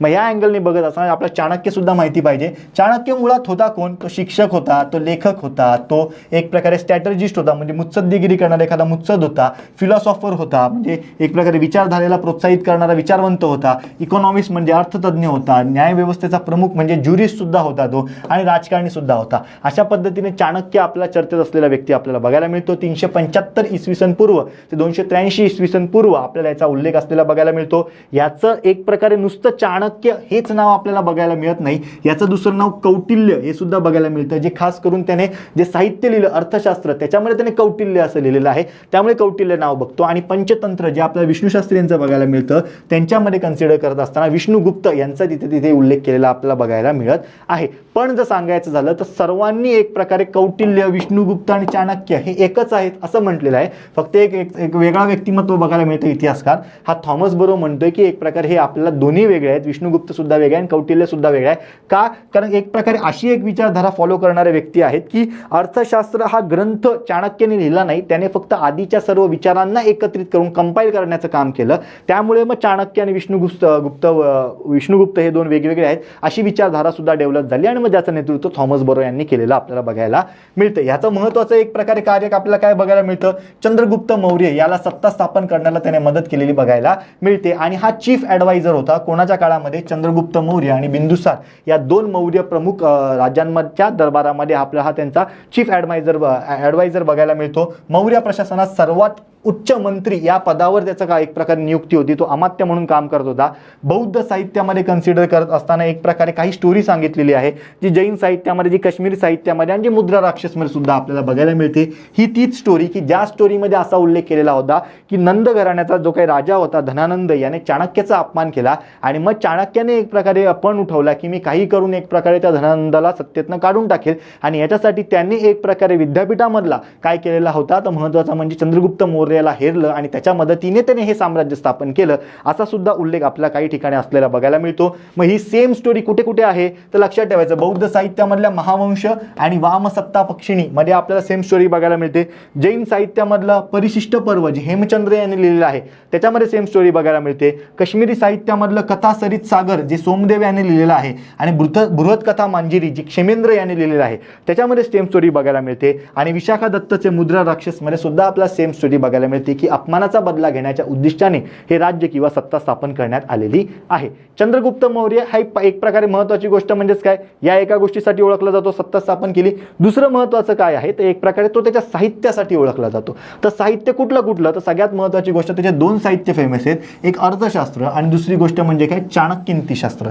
आता दोन गोष्टी आहेत की अर्थशास्त्रामध्ये त्याने कशाचा उल्लेख केला आहे की राज्य कसं करायचं, मग त्याच्यासाठीची काय मॉनिटरी पॉलिसी काय, फिस्कल पॉलिसी काय आहे, राजकोषीय धोरण कसं असावं, कल्याणकारी धोरण कसं असावं, परकीय राज्यांशी व्यवहार कसे असावेत, त्यानंतर एक प्रकारे युद्धाच्या स्ट्रॅटजीज काय काय असाव्यात, त्यानंतर एखाद्या राजाची कर्तव्य काय याचा उल्लेख त्याने अर्थशास्त्रात केलेला आहे. आणि महत्त्वाची इथे अर्थशास्त्राला तुम्ही इकॉनॉमी असं कन्सिडर नका करू, राज्याला एक प्रकारे चालवण्यासाठी ज्या काही गोष्टी गरजेच्या असतात त्यांचा उल्लेख त्याने अर्थशास्त्रात केलेला आहे. आणि राजाने कसं वागावं, राजाचं एक प्रकारे वागणूक कशी असावी, राजाची कर्तव्य काय आहेत हे त्याने एक प्रकारे चाणक्य नीतिशास्त्रात सांगितले. आणि म्हणून त्यांनी राजासाठी अतिशय महत्त्वाच्या ज्या काही गोष्टी असतात प्रशासन, राजकारण आणि युद्ध यांचा उल्लेख तिथे केलेला आपल्याला बघायला मिळतो. याच अर्थशास्त्रामध्ये त्याने सप्तांग सिद्धांत इथे मांडलेला बघायला मिळतो की इथे जो एका राज्याची तुलना, राज्याची नाही राज्याची म्हणजे त्याच्या स्टेटची तुलना तो एका कशासोबत करतो, माणसासोबत करतो. आणि मग एक प्रकारे कन्सिडर करत असताना राज्य चालवण्यासाठी काय काय गोष्टी गरजेच्या असतात त्याने इथे सांगितलेलं आहे. ठीक आहे, आता महत्त्वाचं म्हणजेच काय, जो राजा असतो स्वतः त्याला काय म्हटलेलं आहे, या राज्यरूपी माणसाचं डोकं असं म्हटलेलं आहे. त्यानंतर जे काही अमात्य असतात ते एक प्रकारे राज्यरूपी माणूस चालण्यासाठी ज्या काही गोष्टी गरजेच्या असतात, आता पाय नाही पण चाक असं इथे आपल्याला म्हटलेलं बघायला मिळतं. त्यानंतर एक प्रकारे हे राज्य कोणासाठी करणं गरजेचं आहे तर लोकांसाठी करणं गरजेचं आहे. तर ही जी काही जनपदं असतात ती एखाद्या व्यक्तीच्या किंवा राजाच्या जांघा म्हणून कन्सिडर केलेलं आहे. जे काही दुर्ग किंवा किल्ले असतात त्यांच्या पद्धतीने एक प्रकारे स्ट्रॅटेजी चालते किंवा ॲडमिनिस्ट्रेशन चालते किंवा एक प्रकारे युद्ध चालतात. त्यामुळे त्यांनी किल्ल्यांना एक प्रकारे हाताची, ज्याच्या माध्यमातून आपण सर्व कार्य करतो याची तुलना केलेली आहे. जसं आपण बोलतो तशी दुनिया आपल्याशी वागते आणि आपल्या बोलण्याने काही गोष्टींवर इम्पॅक्ट पडतो. त्यामुळे जे काही कोश असतो, पैसा असतो, ज्याने इम्पॅक्ट पडतो त्याला एका त्या राज्याच्या तोंडाची तुलना दिलेली बघायला मिळते. त्यानंतर महत्त्वाची गोष्ट म्हणजेच काय, जे एक प्रकारे सैन्य असतं, इथे दंड म्हणजे शिक्षा नाही, ठीक आहे, जे सैन्य असतं, ठीक आहे, याला काय म्हटलेलं आहे, मस्तिष्क म्हटलेलं आहे. याचा दोन अर्थ आहे, एक दंड म्हणजे सैन्य सुद्धा आणि दंड म्हणजे शिक्षा सुद्धा. पण प्रामुख्याने इथे काही इतिहासकारांच्या माध्यमातून असं सांगितलेलं आहे की इथे दंड म्हणजे आपल्या सैन्य बघायला मिळतं जे डोक्याचं काम करते. कारण का, स्ट्रॅटर्जी ठरवणं वेगळं आणि त्याची इम्प्लिमेंटेशन करणं वेगळं, म्हणून त्याने दंडाची तुलना मस्तिष्काशी केलेली बघायला मिळते. आणि आपण बघा कुठेही गेल्यावर काहीतरी ऐकतो, आपण दुसऱ्यांकडनं ते ऐकतो, मग आपण ते योग्य व्यक्तींकडनं ऐकलं पाहिजे. म्हणून मित्र राज्यांची, एखाद्या राज्याची तुलना त्याने कानासोबत केलेली बघायला मिळते. हे सरसकट जोड्या लावायला आपल्याला येऊ शकतं आणि हे सर्व त्याने आपल्या अर्थशास्त्र या पुस्तकात सांगितलेलं आहे. आता जेव्हा आपण अर्थशास्त्राचा उल्लेख करतो ना, तेव्हा अर्थशास्त्रामध्ये एकूण जर कन्सिडर करायचं झालं तर हे साहित्य एक प्रकारे 15 चॅप्टर्समध्ये किंवा 15 धड्यांमध्ये डेव्हलप झालेलं आपल्याला बघायला मिळतं. असे 15 भाग आपल्याला या अर्थशास्त्राचे बघायला मिळतात. मग या 15 भागांमध्ये काय काय आहेत, आता परत पुन्हा 15 भाग तर मी तुमच्या समोर मांडलेले आहेत, 15 भाग तर तुमच्या समोर आहेत. सगळे नाही पाठ करायचे पण सगळे वाचून तरी घ्यायचे, हे लक्षात ठेवा. मग आपण जेव्हा बघतो तेव्हा पहिल्या आपल्याला चॅप्टरमध्ये विनयाधिकारिक नावाचं चॅप्टर बघायला मिळतं, ज्याच्यामध्ये विनय म्हणजे वागणूक कशी असावी, अनुशासन कसं असावं, राज्याचं व्यवहार कसा असावा याचा उल्लेख इथे केलेला आहे. दुसऱ्या चॅप्टरमध्ये अध्यक्ष प्रचार याचा उल्लेख केलेला बघायला मिळतो, की जिथे मौर्य साम्राज्याची जी काही एक प्रकारे 26 प्रकारचे मंत्री किंवा काही ठिकाणी असा उल्लेख आहे की 26 प्रकारचे जे काही प्रांत आहेत यांचा एक प्रकारे विस्तार किंवा यांचं एक प्रकारे वर्णन तिथे केलेलं बघायला मिळतं. तिसऱ्या एक प्रकारे अर्थशास्त्राच्या चॅप्टरमध्ये आपल्याला धर्मस्थीय नावाचं चॅप्टर आहे, ज्याच्यामध्ये दिवाणी न्याय कसा असावा ह्याची तुलना केलेली बघायला मिळते. चौथ्या एक प्रकारे जे काही आपल्याला चॅप्टर बघायला मिळतं कंटक शोधन, याच्यामध्ये फौजदारी न्यायाची आपल्याला वर्णन केलेली गोष्ट बघायला मिळते. पाचव्या साहित्यामध्ये कन्सिडर करत असताना योगवृत्त म्हणजेच राजाप्रती अधिकाऱ्यांची कर्तव्य काय काय आहेत यांचा उल्लेख केलेला बघायला मिळतो. 6व्या साहित्यामध्ये किंवा 6व्या एक प्रकारे चॅप्टरमध्ये आपल्याला मंडलयोनी नावाचं चॅप्टर आहे, तिथे सप्तांग सिद्धांताचं वर्णन केलेलं बघायला मिळतं. 7व्या चॅप्टरचं नाव षाडगुण्य आहे, ज्याच्यामध्ये करार, विग्रह, विदेश नीती यांचा उल्लेख आहे. 8व्या चॅप्टरमध्ये आपल्याला व्यसनाधिकारिक नावाचा चॅप्टर आहे, ज्याच्यामध्ये घातक व्यसनांचं वर्गीकरण केलेलं आहे किंवा वर्णन केलेलं आहे. 9व्या चॅप्टरमध्ये आपल्याला त्याचं नाव अभियास्त्र कर्म बघायला मिळतं, ज्याच्यामध्ये आक्रमणासंबंधी नियम सांगितलेले की वॉर स्ट्रॅटर्जी कशी असावी.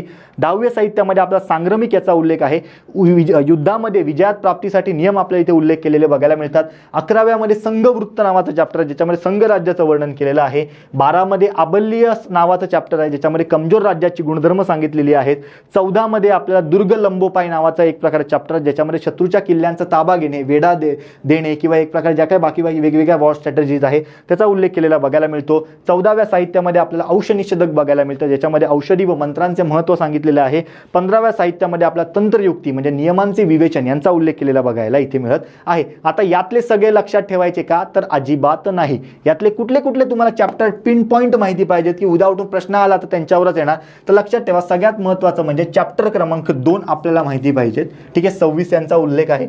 त्यानंतर चॅप्टर क्रमांक 3 दिवाणी न्याय, चॅप्टर क्रमांक 4 आपल्याला एक प्रकारे फौजदारी न्याय यांचा उल्लेख माहिती पाहिजे. चॅप्टर क्रमांक 6 मंडल योनी हे नावासकट माहिती पाहिजे, याच्यामध्ये सप्तांग सिद्धांत जे आपण मगाशी बघितलं त्यांचा उल्लेख केलेला बघायला मिळतो. त्यानंतर आपल्याला 11वं चॅप्टर माहिती पाहिजे, ज्याच्यामध्ये संघ राज्याचं वर्गीकरण आपल्याला केलेलं बघायला मिळतं. त्यामुळे ह्या 15 पैकी हे फक्त 5च जरी लक्षात ठेवले तरी it will be more than enough. प्रश्न आला तर त्याच्यावर येईल, अदरवाईज येणार नाही. आणि ओव्हरऑल जर सांगायचं झालं तर सगळ्यात महत्त्वाचं म्हणजेच काय, चंद्रगुप्त मौर्य यांनी कुठल्याही पद्धतीने पार्शियलिटी हे साहित्य करताना लिहिलेलं नाही. त्यांनी जे काही वर्णन केलेलं आहे ते इम्पार्शियल पद्धतीने केलेलं बघायला मिळतं. कसं की कुठल्याही पद्धतीच्या शासकाचं नाव, एकाही मौर्य शासकाचं नाव या अर्थशास्त्र या पुस्तकात नाही.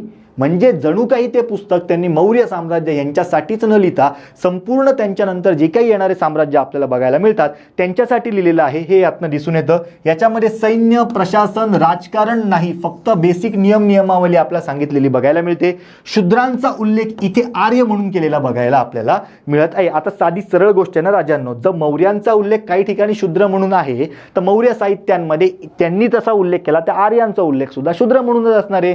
जर मी सांगेल मी ह्याच्यावर शिव्या घातल्या तर तो सुद्धा वाट बघेलच ना मला शिव्या घालायची. म्हणजे आता साधी गोष्ट आहे बघा, हे किती सुटेबल आहे.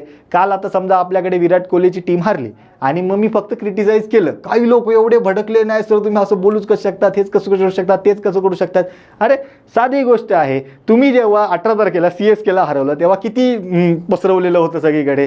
मग आता कोणतरी तुम्हाला बोलणारच ना. म्हणजे तुमच्या वागण्यानुसार ॲक्शनवर रिॲक्शन असते, हे सुद्धा आपल्याला इथे सांगितलेलं बघायला मिळतं किंवा ह्याच्यातनं आपल्याला कळतं. महत्त्वाचं म्हणजेच काय, याच आता पुन्हा एकदा अभ्यासाचा पॉईंट, मजेचा पॉईंट सोडला तर महत्त्वाची गोष्ट म्हणजेच काय, पुन्हा याच आपल्याला अर्थशास्त्र पुस्तकामध्ये 9 प्रकारच्या दास प्रथा अस्तित्वात होत्या असा उल्लेख केलाय. आता पुन्हा नीट बघा, मेगस्थानिसच्या इंडिकेमध्ये सांगितलं दास प्रथा नव्हती, पण जेव्हा आपण बघतो त्याच काळामध्ये त्याचा समकक्ष असणारा चाणक्य काय म्हणतात की दासप्रथा होती, रादर 9 प्रकारची दासप्रथा होती. मग या दोघांचाही विचार करायचा झाला तर जास्तीत जास्त चाणक्याच्या साहित्याला महत्त्वाचं समजलं जातं, कारण ऑब्व्हियसली हे करते धरते आपल्याला बघायला मिळतात. आणि महत्त्वाचं म्हणजेच काय, कर हा 1/6% असावा उत्पन्नाच्या, असा सुद्धा उल्लेख या साहित्यामध्ये आहे, असा आपण एक प्रकारे कन्सिडर करू शकतो. मग आता या सगळ्या गोष्टी झाल्या. आता सगळ्यात महत्त्वाची गोष्ट, आयोगाचा आवडीचा प्रश्न 2दा-3दा प्रश्न आपल्याला आलेला आहे, प्रीचा मेन्सचा सगळ्यांचा महत्त्वाचा प्रश्न, डिस्ट्रिक्ट ॲडमिनिस्ट्रेशन मेन्समध्ये पॉलिटी पार्ट 2. मग जेव्हा आपण याच्या बाबतीमध्ये विचार करू तेव्हा मौर्यकालीन प्रशासन आपल्याला माहिती पाहिजे. डायरेक्ट जोड्या लावा किंवा वन लाईनर आशयाचा प्रश्न येईल. आणि मित्रांनो, अनेकांना हे माहिती नसतं. मी आजच प्रश्न विचारला आहे, रादर तुम्हाला सांगतो त्या प्रश्नामध्ये जर आपण विचार केला, मी सरळ एक साधा सोपा प्रश्न आजच्या टेलिग्रामला आपला विचारलेला होता की मौर्य साम्राज्यातील प्रशासनात खालीलपैकी कोणता जिल्हा स्तरावरील प्रमुख कोण आहे, तर एक प्रकारे महसूल अधिकारी, तर तो युक्त आहे. अनेकांनी म्हणजे जवळजवळ 720 लोकांनी उत्तर दिलं आहे, त्याच्यामधल्या फक्त 72 जणांचं युक्ता बरोबर आहे, बाकी सगळ्यांनी चुकीचं दिलेलं आहे. त्यामुळे कृपया हे पाठ करा, हे नोट्सच्या झेरॉक्स काढून समोर चिटकवा, प्रश्न आपल्याला याच्यावर येणारच कंपल्सरी. मग जर सांगायचं झालं तर मौर्यकालीन जेव्हा आपण शासन व्यवस्था बसतो तेव्हा ती 2 पद्धतीत आपल्याला कळते, एक केंद्र स्तरावरची आणि एक राज्य स्तरावरची. युजली जो काही प्रश्न येतो, राज्य स्तर म्हणजे प्रांतिक स्तर, युजली जो काही प्रश्न आपल्याला येतो हा केंद्र स्तरावरचा आहे, तो हे आपल्याला इथे माहिती असणं इथे गरजेचं आहे. मग कोण कोण आहेत किंवा कोणकोणते अधिकारी काय असतात, डायरेक्ट जोडा लावायचा प्रश्न आपल्याला माहिती असणं गरजेचं आहे. तर लक्षात ठेवायचं, प्रशासन कसं होतं, पतनाच्या कारणामध्ये आपण काय शिकलो, प्रशासन हे खूप जास्त सेंट्रलाइज होतं. म्हणजेच काय, सर्व गोष्टी या राजाकडे आलेल्या आपल्याला बघायला मिळतात. सेंट्रलाइज लेजिस्लेशन आपल्याला मोठ्या पद्धतीने असलेलं बघायला मिळत आहे. त्यानंतर राजाकडच्या मदतीला त्याला एड करण्यासाठी जवळची जी कॅबिनेट आज आपण म्हणतो ना, तशी मंत्री परिषद आपल्याला बघायला मिळते, ज्याच्यामध्ये 3च लोक असायचे जे कायमस्वरूपी असायचे. त्याच्यामध्ये एक युवराज असायचा, का, कारण तो भविष्यातला राजा आहे. एक पुरोहित असायचा, कारण का, युजली तो चीफ ॲडवायझर आणि धार्मिक ज्ञान म्हणजे धार्मिक म्हणजे सत्य योग्य याचं ज्ञान तो देत असायचा. आणि सेनापती, कारण सगळ्या गोष्टी यालाच इम्प्लिमेंट टेक्निकली करायच्या आहेत. इथे पुरोहित म्हणजे चीफ ॲडवायझर किंवा अमात्य सुद्धा कन्सिडर केला जातो. आणि इतर ज्या कॅबिनेटमध्ये जो विषय घेतला जाईल तसे इतर गरजेनुसार वेगवेगळे हे सदरचे अधिकारी असायचे. पण या कॅबिनेटमध्ये हे 3 प्रमुख व्यक्ती होते, बाकीचे व्यक्ती गरजेनुसार लागायचे. आपल्याला विजोड व्यक्ती ओळखा अशा आशयाचा सुद्धा प्रश्न येऊ शकतो. मग कोणकोणते अधिकार होते बघा, सन्निधाता नावाचा अधिकारी होता, तो मुख्य खजिनदार होता केंद्र स्तरावरचा. समहर्ता नावाचा अधिकारी होता, हा कर गोळा करणाऱ्यांचा प्रमुख होता, जो महसूल खात्याचा प्रमुख होता त्या काळामधला. व्यावहारिक नावाचा अधिकारी होता, ज्याला धर्मस्थता नावाने सुद्धा ओळखलं जातो, तर धर्म प्रस्थापित करायचा म्हणजे तो दिवाणी न्यायालयाचा किंवा दिवाणी न्यायाचा प्रमुख होता. प्रदेशन नावाचा अधिकारी होता, जो फौजदारी न्यायाचा आपला प्रमुख बघायला मिळतो. धम्म महामात्र नावाचा अधिकारी होता, आपण बघितलं 5व्या ह्याच्यामध्ये अशोकाच्या 5व्या काय म्हणतो आपण त्याला शिलालेखामध्ये याचा उल्लेख केलेला आहे. मग धम्म महामात्र काय होता, धर्मप्रसार आणि लोकांचे कल्याण करण्यासाठीचा जबाबदार अधिकारी आपल्याला बघायला मिळतो. राष्ट्रपाल किंवा कुमार जे आपल्याला बघायला मिळतात ते राज्यांचे प्रमुख होते. काही ठिकाणी असं म्हटलं जातं हे एक प्रकारे राज्यपाल नाही, ठीक आहे, राष्ट्रपाल हा शब्द वापरतोय. राज्यपाल हा प्रशासनिक अधिकारी होता, पण हे राष्ट्रपाल म्हणजेच काही जण युवराज असे म्हणतात की जे काही आपल्या राजाची मुलं होती त्यांच्याकडे वेगवेगळ्या प्रांतांचा एक प्रकारे अधिकार असायचा, त्यांना राष्ट्रपाल किंवा कुमार म्हटलं जातं. त्यानंतर प्रादेशिक नावाचा अधिकारी होता, जो जिल्ह्याचा प्रमुख अधिकारी म्हणून कन्सिडर केला जातो. राजुका नावाचा अधिकारी होता, जो जिल्ह्यामधले तलाठी किंवा एकदम बेसिक ग्राउंड लेवलचा महसूल अधिकारी बघायला मिळतो. युक्ता नावाचा अधिकारी होता, जो जिल्हा स्तरावरील महसूल अधिकारी बघायला मिळतो. स्थानिक नावाचा अधिकारी होता, हा उपजिल्हाधिकारी दर्जाचा अधिकारी होता, जो एक प्रकारे प्रादेशिक या अधिकाराच्या अंतर्गत काम करायचा. गोप नावाचा अधिकारी होता, जो हुशोबासाठी एक प्रकारे जबाबदारी अधिकारी असायचा, म्हणजे जो काही ऑडिटर वगैरे आपण म्हणतो ते. नगरका नावाचा अधिकारी असायचा, जो नगराचा प्रशासकीय प्रमुख टेक्निकली कन्सिडर करत असताना त्याच्याकडे दोन्ही चार्ज होते, म्हणजे तो सुप्रिटेंडंट सुद्धा असायचा आणि तो मॅजिस्ट्रेट सुद्धा असायचा. अक्षपातल नावाचा अधिकारी होता, हा अकाउंटंट जनरल आपल्याला बघायला मिळतो. आता नीट बघा, गोप नावाचा अधिकारी हा एक प्रकारे काय आहे, अकाउंटिंग करतोय, आणि या गोपचा मग प्रमुख कोण आहे, अक्षपातल बघायला मिळतोय, तो अकाउंटंट जनरल नावाचा अधिकारी आपल्याला बघायला मिळतोय. सीताध्यक्ष नावाचा अधिकारी होता, जो एक प्रकारे कृषी क्षेत्रामधला किंवा कृषी क्षेत्राबाबतीमधला कृषीतील प्रमुख अधिकारी आपल्याला बघायला मिळतो. पण्यदक्ष नावाचा एक अधिकारी होता, जो कन्सिडर करत असताना सुप्रिटेंडंट ऑफ कॉमर्स, पणन म्हणजे एक प्रकारे काय कॉमर्स, ठीक आहे, वाणिज्य यांचा प्रमुख आपल्याला अधिकारी बघायला मिळतो. समस्थाध्यक्ष आपल्याला अधिकारी होता, जो एक प्रकारे बाजारपेठेचं नियमन करण्यासाठी कारणीभूत होता. पौतवाध्यक्ष नावाचा अधिकारी होता, जो वजन मापांचा एक प्रकारे SP म्हणजे सुप्रिटेंडंट आपल्याला बघायला मिळतो. नावाध्यक्ष नावाचा अधिकारी होता, जो काही शिप्स होत्या यांचा अधिकारी बघायला मिळतो. याच्यावरूनच कळतं राजांनो, मौर्य साम्राज्याचा विचार करत असताना मौर्यांकडे नेव्ही होती.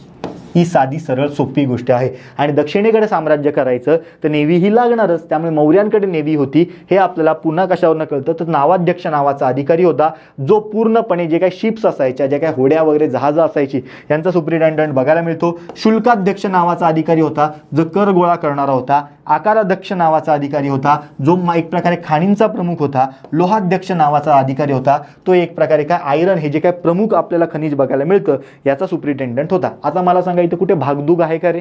भागदूग हे आपल्याला पाड वैदिक विधिकमध्ये बघायला मिळतं, ते आपण ऑलरेडी बघितलंय. आणि त्याच प्रश्नामध्ये जवळजवळ 50% लोकांनी भागदूग उत्तर दिले. त्यामुळे तुम्हाला अंडरस्टँडिंग जरी क्लिअर आहे ना, कोण कुठं नाही हे तरी तुम्हाला इतिहासामध्ये माहिती पाहिजे उत्तर बरोबर आणण्यासाठी. आणि ऑलरेडी उत्तर वैदिक आणि वैदिक काळामधले अधिकारी विचारून झालेले आहेत. आता पहिला फोकस आयोगाचा कदाचित या अधिकाऱ्यांवर असू शकतो. मौर्य साम्राज्याच्या माहिती असणं गरजेचं राहील. प्रांतांचं प्रशासन आपल्याला बघायला मिळतं. आता प्रांतांच्याच प्रशासनावर आधारित आपल्याला प्रश्न आलेला होता, एक प्रकारे या प्रांतांचं वर्गीकरण कसं होतं. तर लक्षात ठेवण्यासारखी गोष्ट म्हणजेच काय, या प्रांतांचं वर्गीकरण प्रमुख झोन्समध्ये केलेलं होतं, प्रमुख विभागांमध्ये केलेलं होतं. एकूण 4 नाही मित्रांनो, 5 विभाग होते. पुस्तकांमध्ये 4 विभाग दिलेले आहेत, तर 5 विभाग होते. एक उत्तरपथ नावाचा, दुसरा पूर्वपथ किंवा ज्याला कन्सिडर करत असताना कलिंग असंच म्हटलं जायचं, तो नंतर खास करून ऍड केला. त्यामुळे मग एक प्रकारे पूर्वीचा जो पूर्वपथ होता पाटलीपुत्र किंवा मगध, तो एक प्रकारे मध्य प्रांत झाला आणि अल्टिमेटली मग कलिंगाला नवीन जोडल्यानंतर कलिंगा पूर्वपथ झाला. पण दक्षिणपथ आपल्याला काय बघायला मिळतं, दक्षिणेकडचे असणारा प्रदेश. आता सगळ्यात महत्त्वाचं म्हणजेच काय, उत्तरपथ म्हणजे उत्तरेकडचा एरिया, ज्याचं प्रमुख केंद्र तक्षशिला आपल्याला बघायला मिळतं. तक्षशिला नाही, तक्षशिला आपल्याला बघायला मिळतं. सुरुवातीला मध्य एक प्रकारे काय कन्सिडर केलं जात होतं तर एक प्रकारे पाटलीपुत्र किंवा मगध कन्सिडर केलं जात होतं. आणि म्हणजे सुरुवातीला पूर्व हे कन्सिडर केलं जात होतं. परंतु कलिंगा हे जिंकल्यानंतर कलिंगाला पूर्व केलं, त्याचं प्रमुख पद कलिंगाच्याच राज्याची राजधानी तोशाली याला करण्यात आलं. आणि अल्टिमेटली जो आधीचा पूर्व होता त्याला मध्य म्हणून ओळखायला लागले, ज्याचा एक प्रकारे प्रमुख आपल्याला पाटलीपुत्र शहराला केलेलं बघायला मिळतं. जे काही पश्चिम पद होता ते अवंती राष्ट्र म्हणून सुद्धा ओळखलं जात होतं. जसं इकडचं कलिंगा तसं इकडचं अवंती राष्ट्र म्हणून ओळखलं जात होतं, कारण अवंतीला मगधने ओव्हरकम केल्यानंतर ते एक प्रकारे मगध या केंद्रस्थानी होतं. आणि अल्टिमेटली त्याचं प्रमुख केंद्र सांगायचं झालं तर आपल्याला उज्जैन केलेलं बघायला मिळतं. दक्षिण पथातलं प्रमुख केंद्र आपल्याला कर्नाटकमधलं सुवर्णगिरी बघायला मिळतं. आणि जर तुम्ही नीट नोटीस केलं तर मगाशी आपण जेव्हा लघु शिलालेख बघत होतो त्याच्यामध्ये अनेक शिलालेख कसले होते तर कर्नाटकमधले होते. का? कारण Karnataka one of the most important administrative centre होतं आणि खास करून दक्षिण पथाची ती राजधानी सुद्धा होती. याच्यावर प्रश्न आलेला आहे, माहिती असणं गरजेचं आहे. उत्तरपथ तक्षशिला, पश्चिमपथ उज्जैन, दक्षिणपथ सुवर्णगिरी, पूर्वपथ तोशाली किंवा पूर्वपथ पाटलीपुत्र हे सुद्धा लक्षात ठेवणं अपेक्षित आहे. आपल्याला मोस्टली या अँगलवर प्रश्न आलेला होता. कलिंगा हे नंतर ऍड केलं, हे इथे कन्सेप्ट क्लिअर होते. त्यानंतर महत्त्वाची गोष्ट म्हणजेच काय, हे 5 प्रमुख प्रांत होते. या प्रांतांचा प्रमुख कोण असायचा? राज्यपाल. काही ठिकाणी असा उल्लेख आहे, ठीक आहे. म्हणजे आता समजा एखाद्या राज्याला जर तेवढे काय म्हणतो आपण त्याला अपत्यच नसतील तर मग तो एक अधिकारी नेमला जायचा. परंतु हा राज्यपाल कोण होता? प्रशासकीय अधिकारी आपल्याला बघायला मिळतो. आणि राजकीय प्रमुख कुमार किंवा राष्ट्रपाल कन्सिडर केला जायचा, जो टेक्निकली प्रॉपर जो सम्राट आहे या सम्राटाचा कोण असायचा?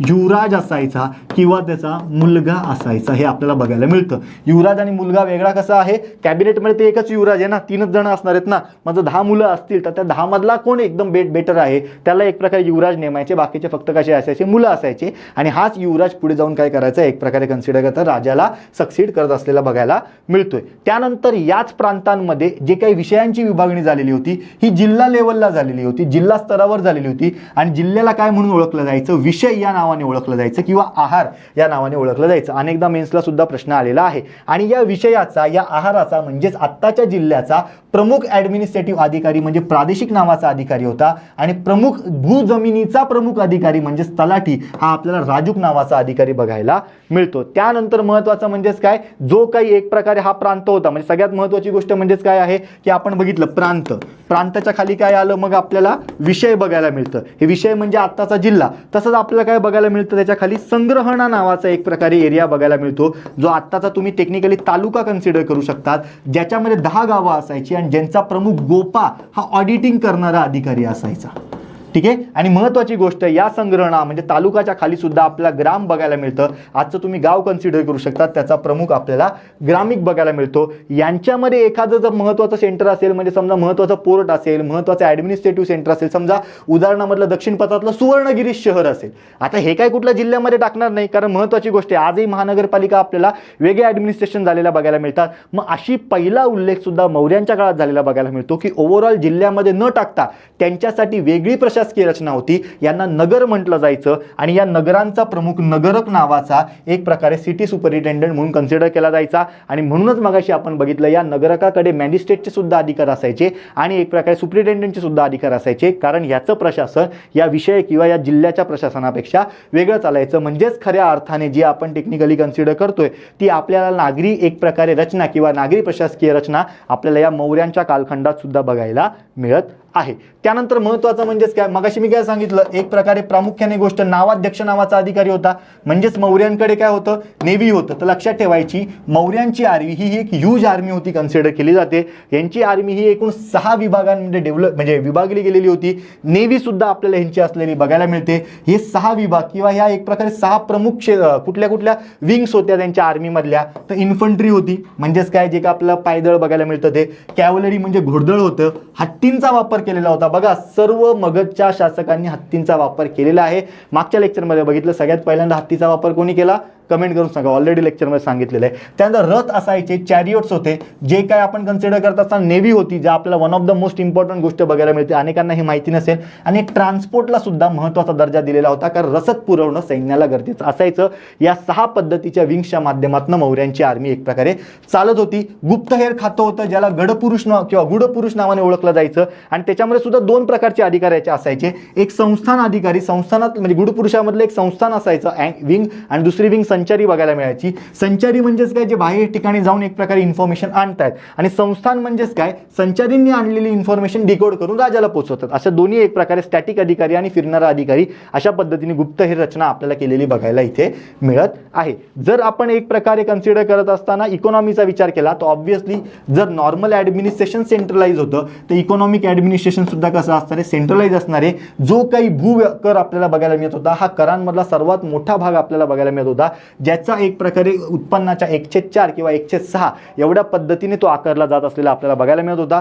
चांगली पाणी व्यवस्था होती, आपण बघितलेलं आहे एक प्रकारे सुदर्शन तलाव, आणि पाण्यावर कर असायचा. आता तुम्ही म्हणाल साधी सरळ गोष्ट की सुदर्शन तलावाचंच एवढं मोठं फॅड काय, बाकीच्या ठिकाणी तलाव नाही बांधले का, काही मौर्यांनी फक्त एक तलाव बांधला आणि खूप मोठी मार्केटिंग केली, असं नाहीये. आज सुदर्शन तलाव कुठे आहे, जुनागड प्रांतात आहे, सौराष्ट्रामध्ये. तिथे ऑलरेडी वाळवंटग्रस्त किंवा एक प्रकारे पाणथळ जमीन आहे, म्हणून तिकडे असलेल्या तलावाला एक प्रकारे महत्त्व आहे. आणि अशा ठिकाणी तलाव बांधणं म्हणजे दूरदृष्टीचं लक्षण आहे, असं सुद्धा इकडे कन्सिडर केलं जाते. म्हणून ते तलावाला किंवा जुनागडला किंवा त्या बाकीच्या सर्व शासकांना ज्यांनी ज्यांनी सुदर्शन तलाव बांधला त्याला इतिहासात महत्त्व त्या कारणामुळे आहे. आयात निर्यात कर ह्याच्यावर होता, म्हणजेच काय, एखादी गोष्ट दुसऱ्या बाजारपेठेमधनं आपल्या बाजारपेठेमध्ये विकायला आली तरी त्याच्यावर एक प्रकारे टॅक्स आपल्याला लागत असलेला बघायला मिळत आहे.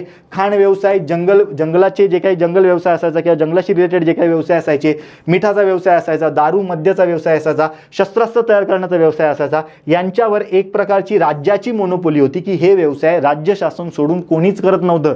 म्हणजे आजचा आपला आर्टिकल 305 कशी राज्याची किंवा देशाची मोनोपोली आहे, राज्याची नाही तर देशाची मोनोपोली आहे, तशी इथे त्यांची मौर्य म्हणजे राजघराण्याची आपल्याला या व्यवसायांमध्ये मोनोपोली बघायला मिळते.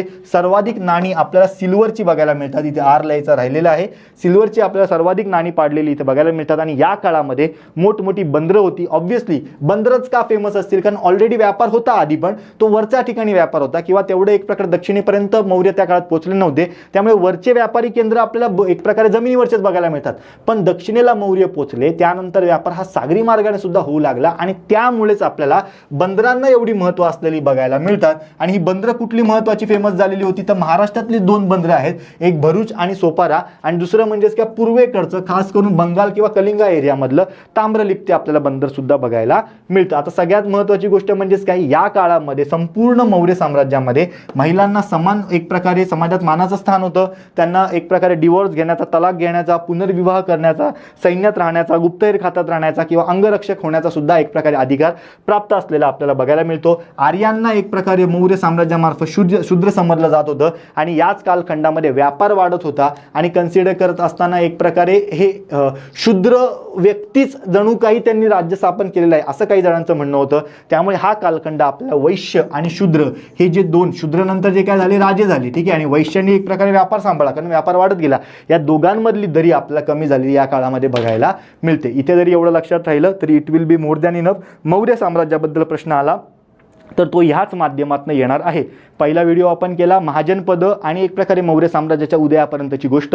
दुसऱ्या व्हिडिओमध्ये आपण केलेला आहे, तिसऱ्या लेक्चर्समधला दुसरा व्हिडिओ आहे पार्ट 2, ज्याच्यामध्ये आपण टेक्निकली मौर्य साम्राज्य इत्यंभूत पाहिलेलं आहे. आणि तिसऱ्या ह्याच्यामध्ये कन्सिडर करत असताना आपण मौर्योत्तर कालखंडाचा पूर्णपणे लेक्चर बघणार आहोत. ते सुद्धा अर्धा एक तासामध्ये पूर्ण कव्हर होऊन जाईल. म्हणजे तुमचं तिसरं लेक्चरच आहे जे 3 व्हिडिओमध्ये डिवाइड होते आणि अल्टिमेटली जवळजवळ 2.5 ते 3 तासांचा कंटेंट तुम्हाला अवेलेबल होतोय. त्यामुळे आपली फक्त एन्शियंट मिडिवलची बॅच केली तर तुम्हाला ह्याच्या बाहेर काही करावं लागणार नाही, एवढं मी गॅरंटीने तुम्हाला सांगतो. ठीक आहे, या लेक्चर पुरतं एवढंच. लगेचच आपण पुढच्या पार्टनुसार एकमेकांना भेटूया. धन्यवाद.